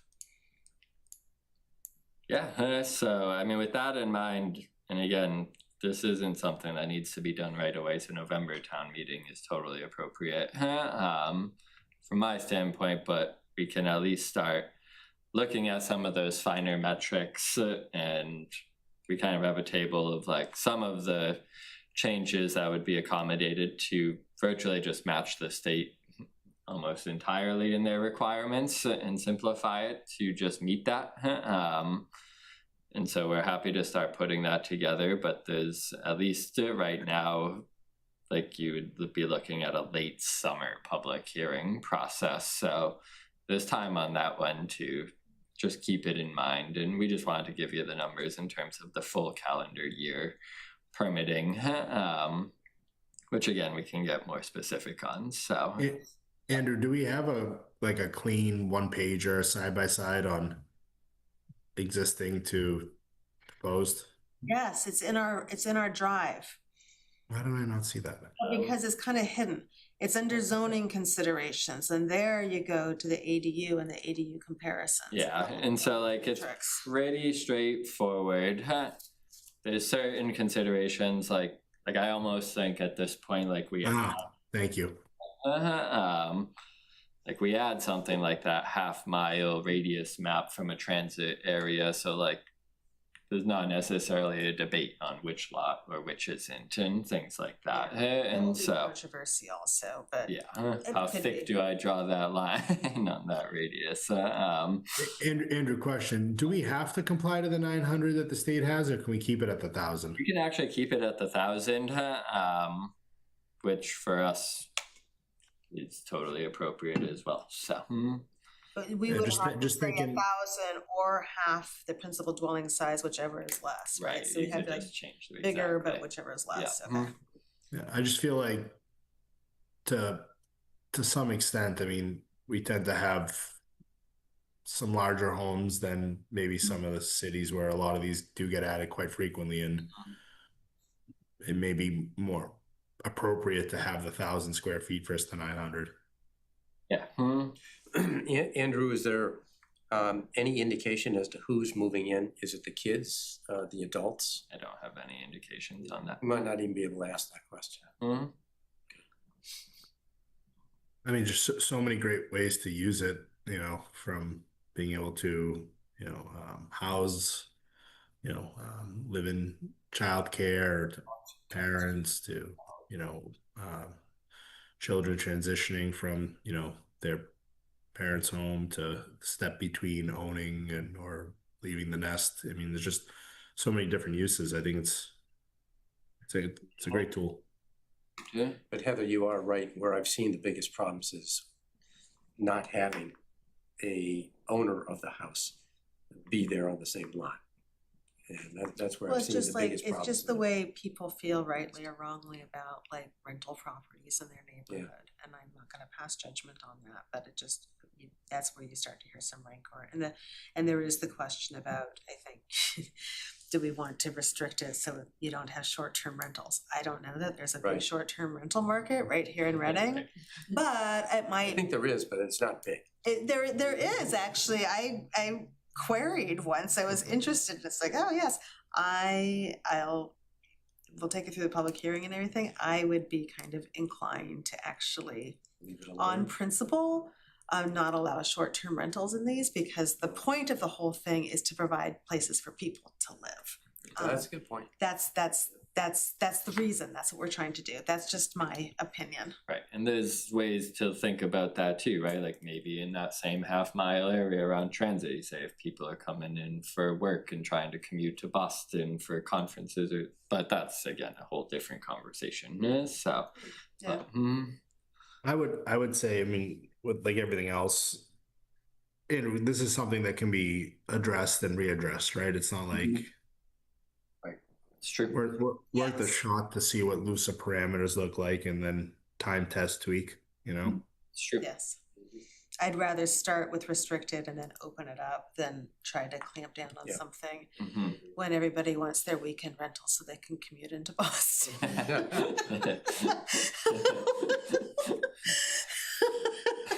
So glamorous, Reading. Okay. So I think the direction we have is, I mean, we're in this moment where it's like we don't have a ton of proposals that are Right, taking up a ton of our time. So I would say let's pursue this for November town meeting. Yeah, the only hard part on that is just like there's certain time frame requirements you can't host the hearing too early. So we'll just keep it in mind for future agendas going forward, and when there's additional tidbits and notes and some bylaw language we can start with before the hearing, we'll certainly put it on the agenda and keep it on mind. So I see you have like sometime between February and May, have our discussion about the bylaw considerations and then hearings between June and September. Yep. And so as we work through it, pre-hearings, like this could be an every other month discussion. If our agendas remain kind of light, I guess my druthers would be to have the hearings sooner in the window when we can than later, so that if there are issues that come up, we have time to address them and we aren't feeling pressed. Yeah. Let me run through what is the earliest date we can hold a hearing, and even before then, if we get to the point where you guys are comfortable with the bylaw, but where before that hearing date, we can like invite town meeting members to just these general meetings and say, comment now, maybe before the public hearing, whatever works. So this time. Okay. What while we have these lighter agendas, where is that list that we made of priorities? Can we start tackling any of those? List. Yeah. where is that list of priorities? Wait, you brought us either, I was gonna say, it somebody wouldn't looks have been guilty. December, cause we didn't meet December, Right. maybe it was November, and these things were on the list of things of like, oh. what is This one, yeah, it certainly was, but there was another one that we were all, I remember us all being very ready to go on. I forget what it is now. I don't know if it was the master look book or Maybe it was Walkersbrook Drive. Was it Walkersbrook Drive?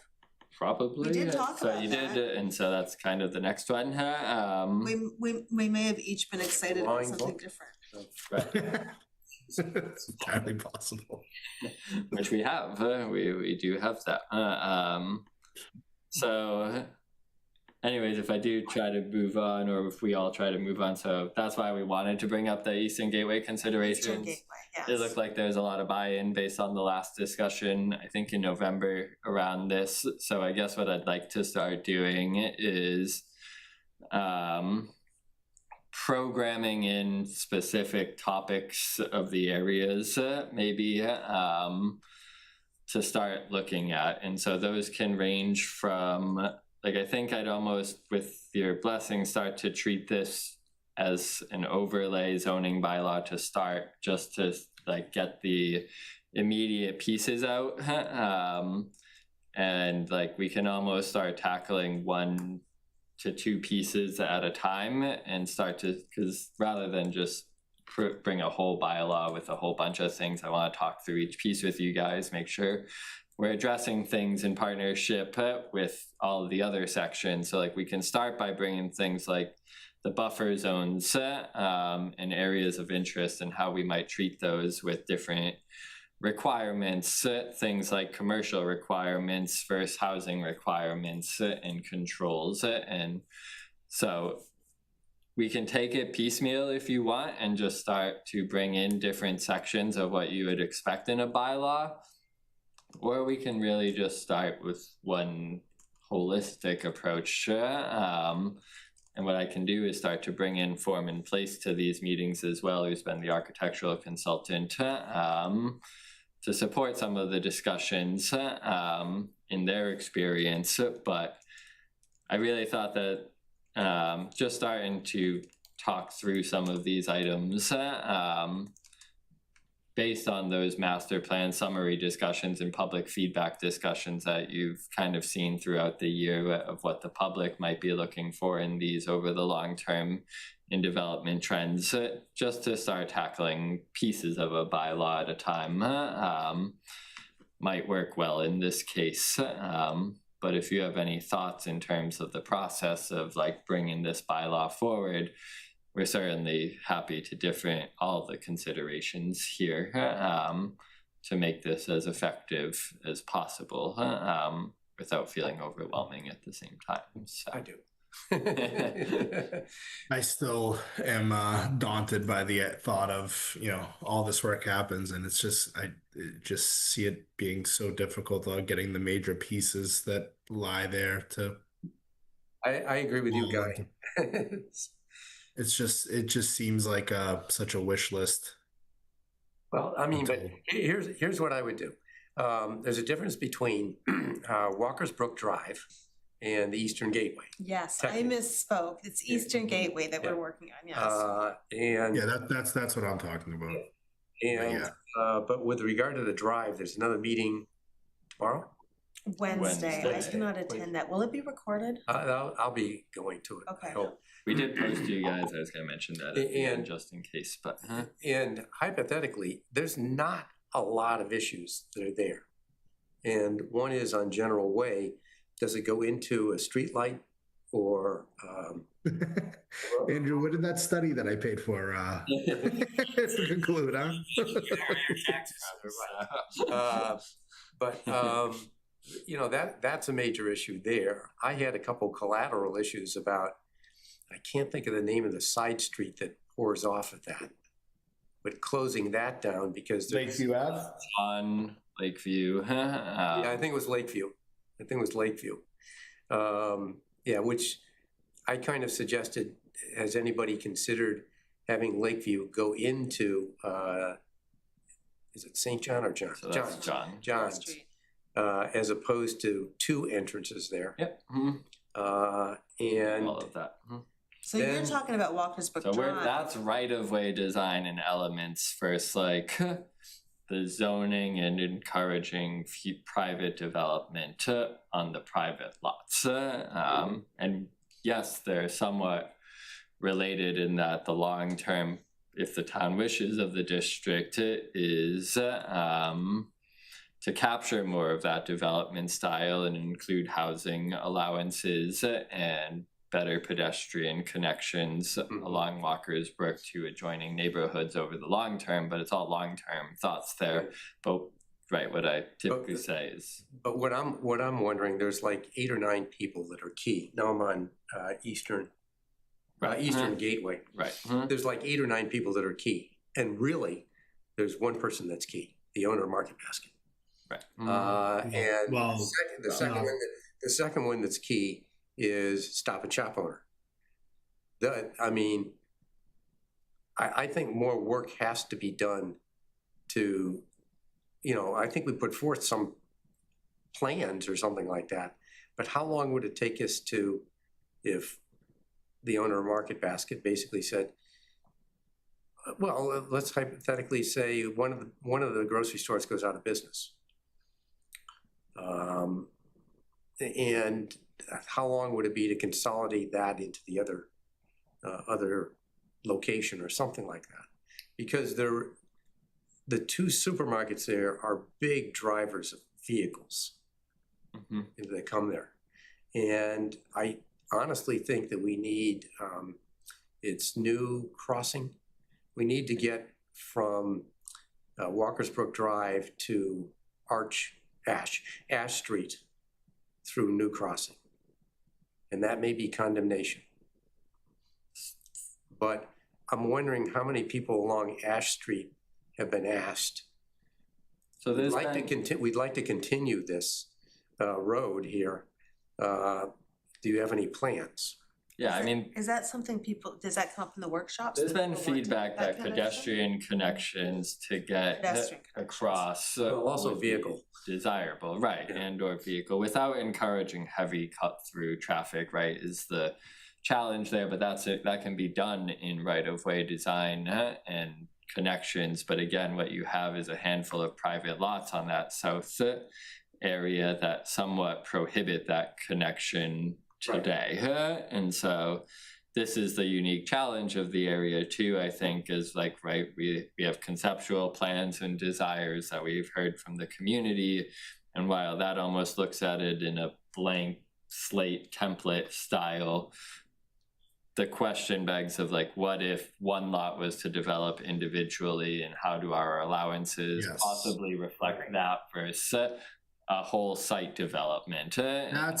This is Andrew. That is my concern ultimately, because even look at like groups like mine. Like tomorrow, this zoning gets implemented, and we gain interest on a parcel, right? Our best use for us may not be best use for that zoning, right? And how much of that can then be undone? District is ideal. Isn't an overlay district ideal because you still have because I'm thinking about, okay, so there's this concept plan, and that's cool.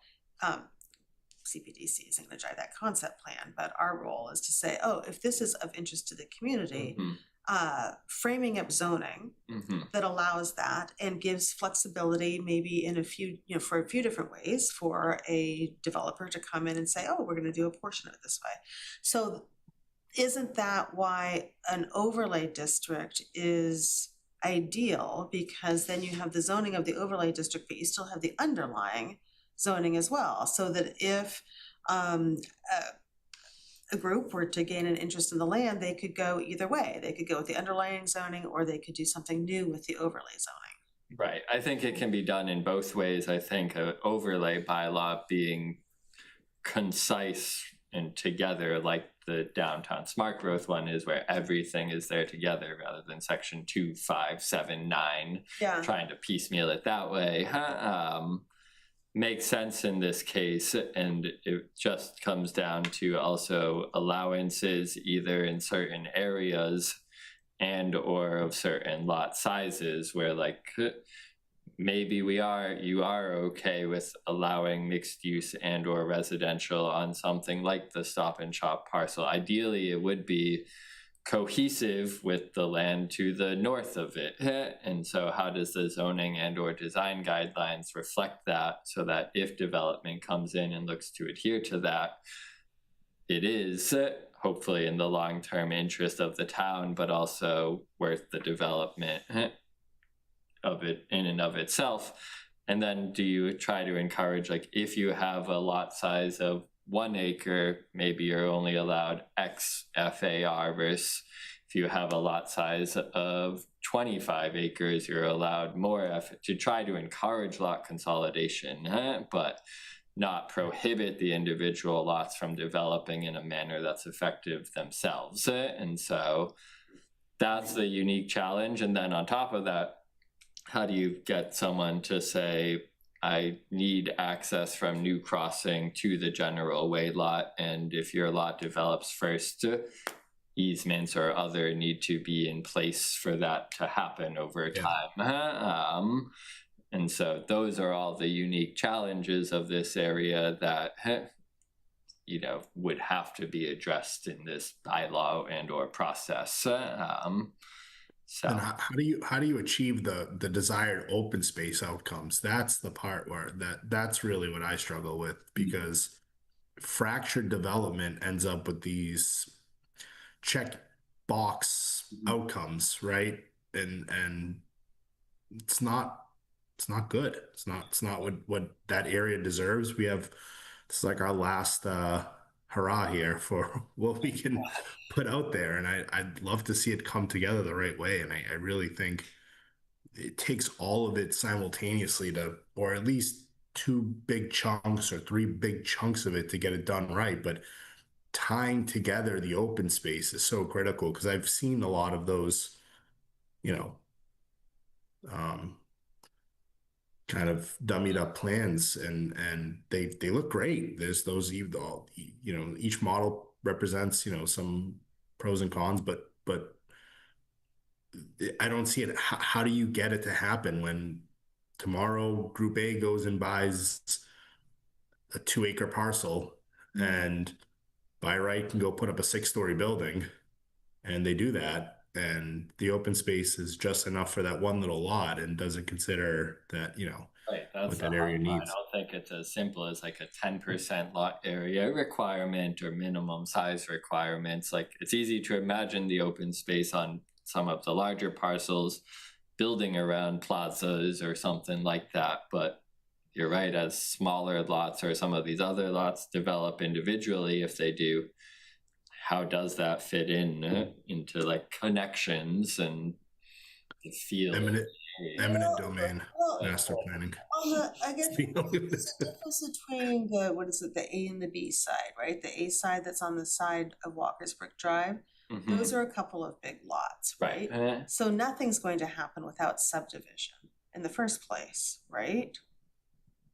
Not necessarily, No, there's some pretty substantial by right stuff today. Oh, there is. Yeah. Okay. And I should have said, I didn't say nothing is going to happen, but this concept plan wouldn't be implemented without either a subdivision plan or a site plan anyhow, which right. And my point is that there are places there where you get some control over setting aside areas for open space and the continuity, right?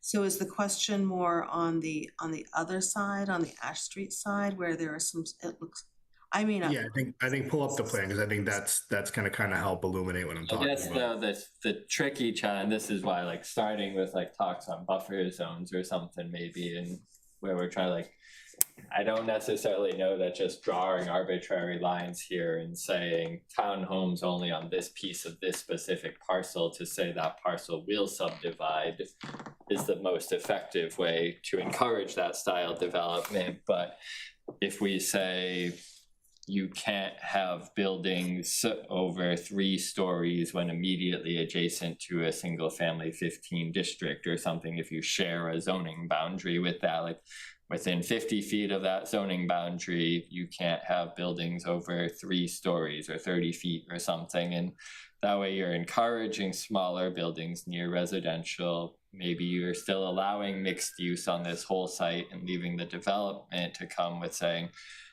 that will be my townhome area, or that will be my small mixed use neighborhood retail area. There's all sorts of different iterations it could go, but looking at those kind of transition zones and what do you want to encourage on Walker's Brook Drive differently, like probably no housing within 100 feet of Walker's Brook Drive because it's so busy. It's so busy, and maybe you want that to be your commercial kind of storefront primary as it is today to a degree. And same for New Crossing. Do you say like on New Crossing we want commercial frontages or not?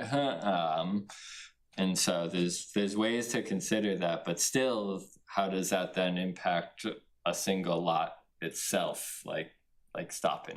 How do you ever achieve that large open space at the entry at the triangle? Exactly. Like that can't happen unless it conjoins with the larger parcel. Up at Bolton Street, where Walgreens right. is Like now? someone's not just going to develop that. Yeah, let me build you a park for right. Right. You know what I mean? Like it doesn't happen. It takes either setting the land aside, or it takes an entity to acquire that land and turn it into a park, right? How do you transition that? Somebody buys it for conservation. Right, and whether that's the developer of one big area or some other way, right?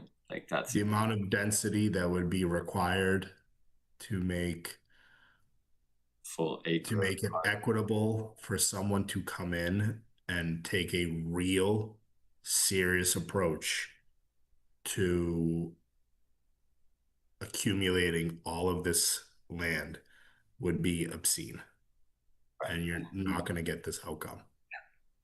That's really one of the sticking points, is what is the maximum allowance, whether that's FAR or density, to allow for, to encourage that style of development.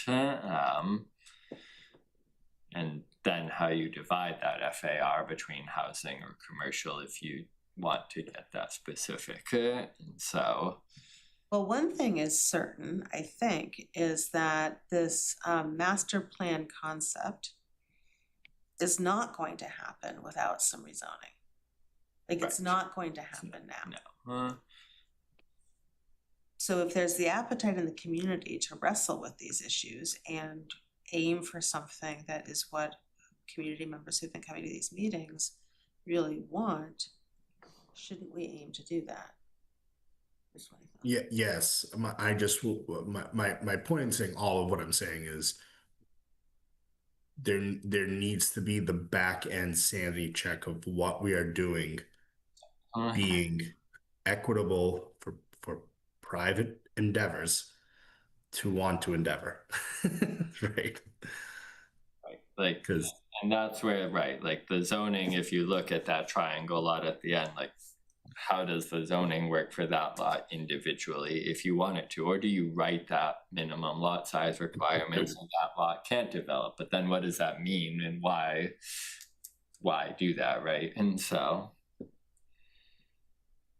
I love this plan. Let me just start by saying that. I mean, early on, I offered a little bit of feedback, and then they ran with it, and I checked in a few times, and it was trending in the right direction. I left it alone, right? Because they really came to it on their own.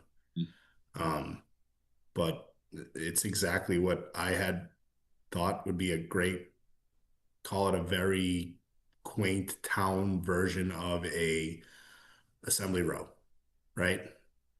It's really what we want. It's what we need. How do we realistically get there? Well, that's what we're going to figure out. And it's not one parcel. Wow, right, but there's... Well, I think we do need to assemble the owners. Yeah, so by process, and we're not, I mean, we're CPDC, we're not the ones who are assembling the owners, but so by process, there's the meeting on Wednesday night. which is the right of way, Which, oh, so that's Walker's Brook Drive, right? Yeah. So we've just about kind of wrapped up the engagement process on like land use, private development, encouragements, and desires. And we have what I think is about as much feedback as we can get without having actual zoning language for people to digest and understand. So that's kind of why we're at the point of like, if we're going to tackle this, how does the zoning bylaw start to come to life from all these findings? And to you guys' point, and one I want to stress, and one we've asked over and over again, is like that Stop and Shop parcel or that triangle parcel probably doesn't develop into just a parking lot or a park, right? Right. So Right. what are the requirements that achieve what we heard to allow that lot to work either as itself or encourage it with larger development too? And so Yeah. Did I hear you say that the consultant is still available and you were thinking about, do we engage them? yep. Are there are no more public meetings around this, right? Not that we have scheduled. So would it be useful to have a conversation, like have the consultant come in and we can ask these questions Yeah, of the that's- consultant, and we could there could be a public meet, I mean, it would be, Yeah. our meetings are public meetings. That might be, I'm just thinking, guys, that might be a useful conversation to be asking these questions of what are their recommendations? Yeah. Of how we take this and do the best job that we can, and it might not be perfect, in through zoning, Mm-hmm. addressing many of the questions that have been asked here tonight Yeah. about it looks like it's this overwhelming impossibility. I'd like to think it's not an overwhelming impossibility, because these things happen all the time in different places, but it takes multiple things coming together. And by open space, I mean, it's like, already, are we gonna revive shouldn't say, are we going to engage the Reading Open Lands Trust to raise money for, when the time comes, acquiring a portion for conservation? I don't know, there needs to be a little bit more creativity Well, for implementation. Right. I think that's a good idea. One of the things we could do is we could take the Eastern Gateway and chunk it. Like, can't remember, maybe it's the south side of New Crossing. And, which might have 3 owners in it. And say, this is the concept for this area right here. And that way they wouldn't have to look at all 8 people that are there. Right. So the zoning, again, isn't necessarily for the specific owners of today. Some have expressed more interest in positive approaches than others to it, but the zoning is in place for one-day development, whether that's current owners or future owners. And so we love development feedback in terms of like, if this was a sample bylaw, how does this work from a development sense? And there's open space requirements, affordable unit requirements, parking requirements. How does this all flush out in a developer perspective and Oh, development? Andrew, I have so many spreadsheets that you can plug numbers into. Sure, yeah. And going back to our notes from last time, and I guess the question is like, has the select board received a presentation on this? So we last presented to them in the summer. We reached out or asked to reach out to schedule with them to find out, to one, tell them, make sure they're up to speed on everything that has been heard in the plans and they understand it and some of the intents and the next steps, but 2, what else would they like to see and or hear through any of the next steps, that if the zoning bylaw were presented, like what else would they want to be sure of for confidence building and sake. So that conversation should be scheduled before the end of the month, ideally, and trying to get to their whole, with anticipation of trying to get to the whole board too, and what speaking points might they wish to hear on. So that and other committees too that we're trying to engage in and around, each of whom had a representation on the steering committee throughout the process. except school committee. Yes, we want to ensure that they're up to date and confident in the approach and needs. Pardon me, I'm having like. Andrew, what was the, looking at these sub districts, what was the final feedback on finding a way to allow their inclusion? What do you I mean? follow the question. Well, for repurposing those residential lots to fit into this plan, right? Because this is really a block, right?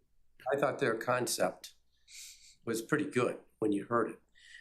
In the yellow area up there, they were talking about townhouses, lower rise than they were along the railroad track areas, where they were talking more about apartment complexes for residential. I thought that concept was probably a pretty good concept. No, I meant, yeah, Tom, yes, but I'm talking about specifically in like so in that yellow, like the houses on Ash Street, you're saying can redevelop, like in the proposed, they'll be able to redevelop into apartment complexes? No. No, I'm saying like in the yellow, lower intensities allowed, lower heights allowed in the yellow, and same in the red along Ash Street, that like those are lesser intense allowances to consider for you guys to consider versus like more intense in the general gray and larger building heights. But I don't think anybody is talking about repurposing existing residential dwellings. No, we purposefully look to not. No. And the blue commercial, I mean, I think that's right, blue being what they're looking for commercial there. A bit more commercial, maybe some higher floor allowances or height allowances. So you wouldn't want to incentivize turning the outlying border to allow it to be part of the the overlay? You would. It would still allow. Okay, yeah, because I think that would be a mess. The same manner of development, just like as a transition zone or a different. Because like it's hard to just cut that, and this is again the talking point of like buffer zones, or where are those lines that do or don't make sense for certain things, and is it 50 feet? Is it 100 feet? Is it 200 feet? Like how do we find out what makes the most sense? So, which I do want to note, Tony DeRezzo has his hand up. Oh, great. Okay, Tony. And then we should probably like close this conversation and figure out exactly what we're doing next. But Tony, please go ahead. Thank you, Madam Chairperson. Tony DeRezzo, 130 John Street. While the plan looks nice as a clean sheet design, the reality is the only potential development parcels, you're looking at the current Walgreens, potentially your 2 restaurants, and that's probably at least 5 years to a decade away if that ever happens. Maybe Stop and Shop if they decide to close the store, but Market Basket is doing such gangbusters, they're not going to close that store anytime soon. 55 Walker's Brook Drive, you've got a $25 million building that you think somebody's going to tear down to rebuild? That's not going to happen. Maybe some of the back parking lot might be redeveloped, but that'd be about it. If you look at the Woburn Village, you'll see that basically they rebuilt the mall. Instead of being a mall, it's now a lifestyle center where they've added in more restaurants in the parking lot, removing parking and just having more retail. And they've got a one large residential building out in the back, and that's it. And you're looking at really small developments that probably will take 10, 20, 30 years, if ever, to build. So you really should focus on what will happen when they pick some of these smaller lots and they say, okay, we can do this to it. Yeah, point taken. But I actually think that's the kind of time horizon that a plan like this looks at. Well, I mean, that's kind of what I was suggesting. If we chunk certain areas out and say, this is what we're looking at for this area right here, because that way a owner doesn't have to go looking everywhere to find a partner to do it. Maybe. I would just caution Tom, yes, right, and ideally, but what happens when you decide that the Walgreens area should be, I don't know, single families attached, and that area is the first to have interest in selling, and the person that's interested wants to come in and put in the mixed use retail below, apartments above. Now you've precluded the kickoff of the development in that area, right? By doing it that way. I think you have to Andrew's point originally, is you have to design the zoning in a way that allows for the uses, but protects the integrity of the design. I just, and I think we're all seeing it. It's tricky. It's very tricky to produce the end result without doing it in 1 or 2, max 3 iterations, right? It's got to be phased in large quantity to be able to get this done right. I mean, you have what, 50 some odd acres? 96, I think. Well, 50 somewhat buildable, I thought, right? That's probably true, yeah. And like the differences in developments across the region, like I don't fully know Woburn's zoning and what they allowed there, and I think like some of the housing was a 40B if I remember correctly in the back. Maybe it was a 40R, I can't fully remember admittedly, but did their zoning appropriately allow mixed use, or is it exactly what they wanted to encourage that they got? And so different local bylaws encourage different local things, and we've seen developments in Andover. One grocery store opened the same grocer on the lot and closed the pre-existing one the day the new one opened and transitioned out into the new space. And so there's been all sorts of development factors that zoning can't control always to consider in areas like these. And so that's the uniqueness of some of this development style too. Yeah, but I agree with what Tony's also saying. I mean, on the on New Crossing, those buildings that are there, medical kind of buildings, you know, maybe instead of tearing them down, we look more at how can they be complemented along these plans. Agreed. And maybe that's where we kind of direct the thinker, the designer, to agreed, come up with an idea. Where the considerations of it, would they subdivide that lot, to earlier points, to say, well, we can lose this much of our existing parking to develop in this fashion if allowed, and what does that mean for pre-existing requirements and parking and so on? So lot to consider.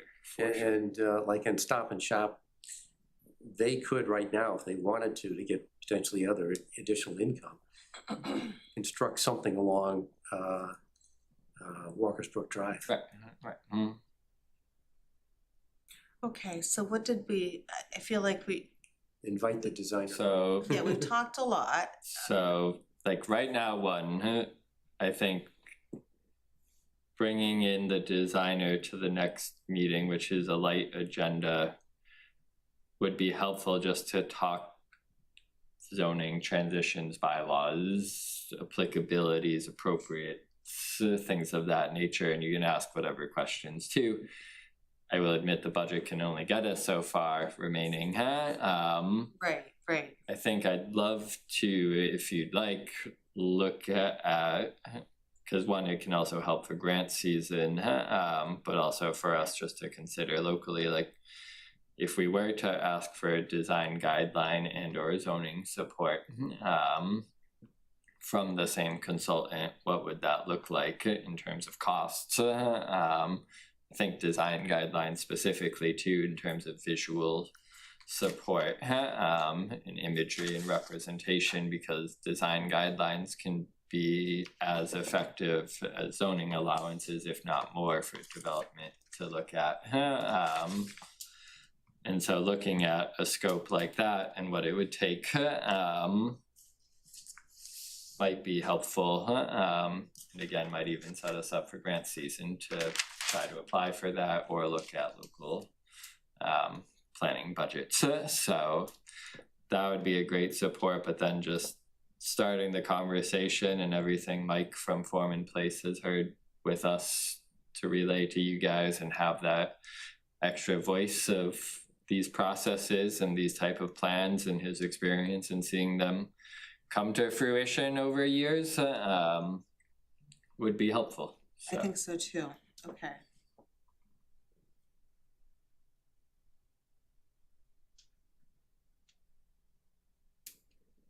So do you want to take that as a next step?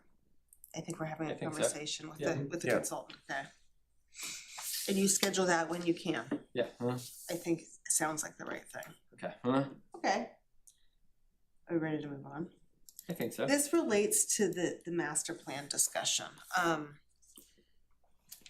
We did not get a grant to do the master plan. I think you've given this update before, but why don't you refresh Yeah. us on this? So I want to say it was almost 2 years ago now, there was an instructional motion at a town meeting to request the review and analysis of a master plan update and development of a new master plan. And the CPDC has had that discussion a few times throughout the last year, post 3A compliance. Once we got through that process, we went and got a That was quote. MBTA Communities is 3A. Yep.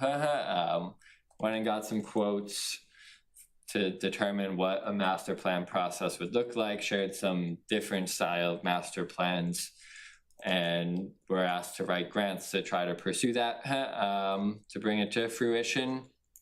Those grants were not awarded in 2025, unfortunately. So thus, we don't currently have a grant award for master plan, which would put the onus on the town to look at locally funding a master plan process, which was estimated in the range of $150,000 plus or minus, depending on some specific scope desires. At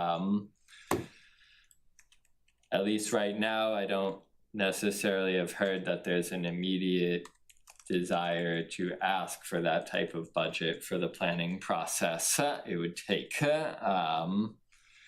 So at least in the short term, it doesn't sound like a master plan process in 2026 is to ensue. But what we can always continue to consider is reapplying for grants in the spring of 2026. Look for awards in fall. There just has to be the asterisks that just like 2025, they're not a guarantee. We've lost some grant designations that significantly fund plans like this. We are no longer a qualified housing choice community. We're no right? longer a housing choice community. We'll look to try to redesignate in 2026 because that would be a good way to pursue it. But there's other grants too. But housing choice has funded a significant Eastern Gateway planning process. So go ahead, Guy, sorry. No, I sneezed. I'm sorry. Bless you. Now, by housing choice, you mean the 10% rule? No. So housing choice is a state designation based on net new units built over a 5-year period. Reading was a housing choice community given significant 40R development plus 40B development. We were able to prove out a number of best practices plus net new units. As those have slowed down in the building permits, while we're still getting development, it's just not as what it was in the 2018 timeframe. So Andrew, what's the qualification for that? So based on your net new units, there's about 20 best practices, call it. If you create 500 net new units or more in the period, or 1,000 net new units, you have to meet less and less best practices that they have listed. Reading, I think, trying to redesignate in 2025, we were under 200 net new units, so we had to meet the most maximum number of best practices. We fell 2 best practices short. What were they? They were related to SHI, Which is the subsidized housing inventory of affordable units, which is where we're hopeful that something like the Eaton Lakeview 40B, if they have a building permit in hand, can help us redesignate as housing choice. It's not a guarantee, I have to go back and run the numbers, but it might help us prove SHI increases that the state best practices are looking to meet, and or help us because it would be 74 units, possibly. And that's, Tom, that's where Yeah, that's related to right, the 10%. Right, which is related to that, so we're hopeful that that can happen in the spring. Again, we'd have to run through if they change best practices or other to redesignate, but if we can, it certainly would be a bonus and a win for Reading to redesignate as a housing choice community.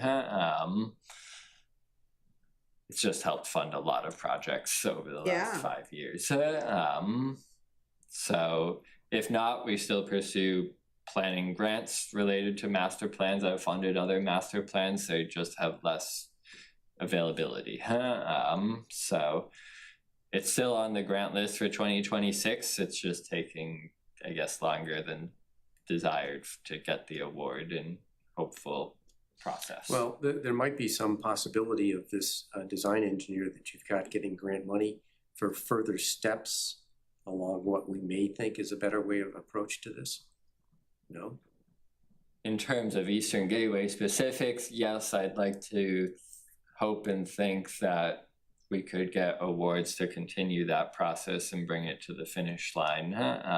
If we can't locally fund it, the master plan is a bit different and would cost probably significantly more than what that scope would be for Eastern Gateway alone. Do we have any idea, we talked about fees, do we have any idea what total fees have brought in to the town revenue? Permit fees? Yep. In terms of all permit fees, yes. We've stayed pretty consistent over the last handful of years. Take it, it's under 100,000.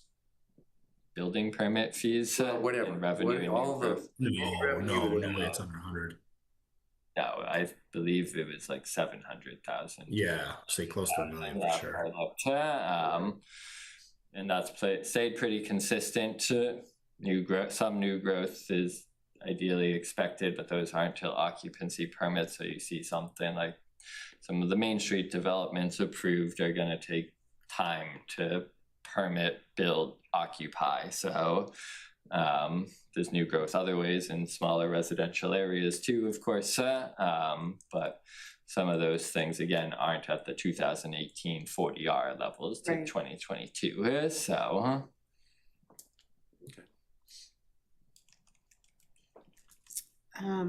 All that to say, if there's thoughts on wanting to ask locally for a master plan budget. Well, and I've had some conversations, just to say this is where we are. I feel like we should probably give an update, even if it's just a written update to town meeting, because what's on my mind is that instructional motion is now a couple of years old, and we are pursuing this. Who knows how far we're going to pursue it, but we are pursuing the Eastern Gateway piece. That's another plan that could ultimately become part of the master plan.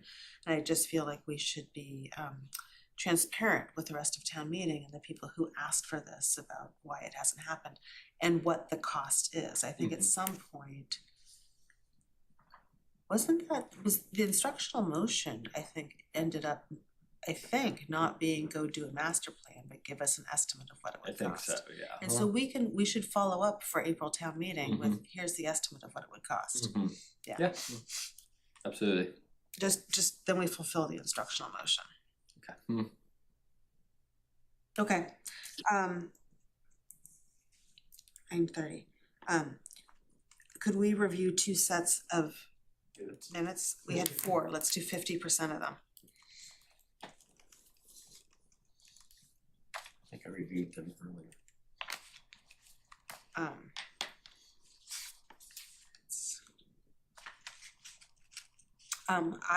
Let's start with August 11th. It's the oldest one in our packet.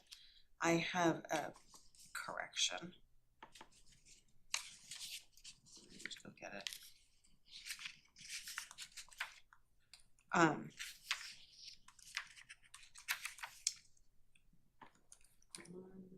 Page 1. Under the section about the signage plan for 6 Chute Street, it says that I asked if the signage would be illuminated and I was not there. Alright, it's probably Hillary and I just put your name in instead, but I can verify that.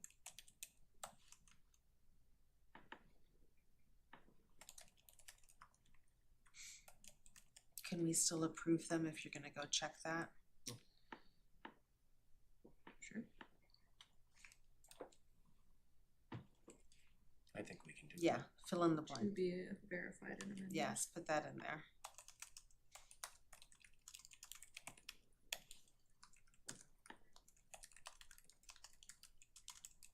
Or you could just put, you know, commission member suggested that. Let's solve it right now.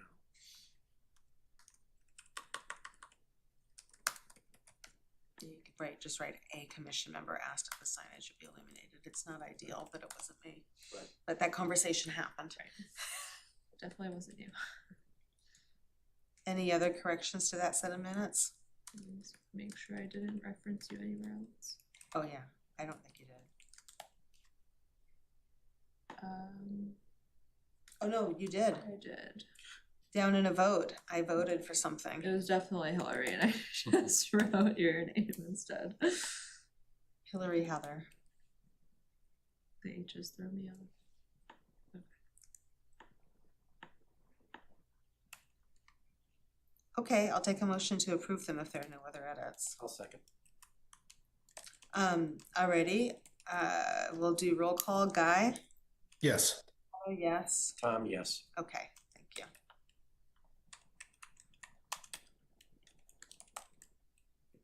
And the next set are August 25th.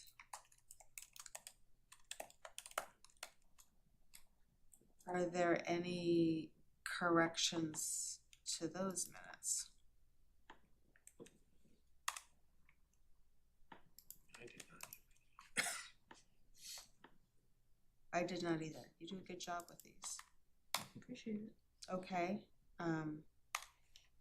I'll move that we approve the minutes of the August 25th meeting. I'll second. All right, Guy? Yes. Heather, yes. Tom, yes. Alrighty, let's call that done. We'll do the next two the next time. Okay. Motion to adjourn? I should say before we do that, any other business or, I guess I'll simply give the local plug for Walker's Brook Drive design public information session this Wednesday at 7 p.m. in the Reading Public Library. okay. I'm sorry I can't be there. That's okay. Anything else? Any other updates or other business? Okay, Good. before 10. Motion to adjourn? So. Second. Okay, all those in favor? Aye. Aye. Hi. Thank you. Thanks, Guy. Thanks, Guy. Hi, guys.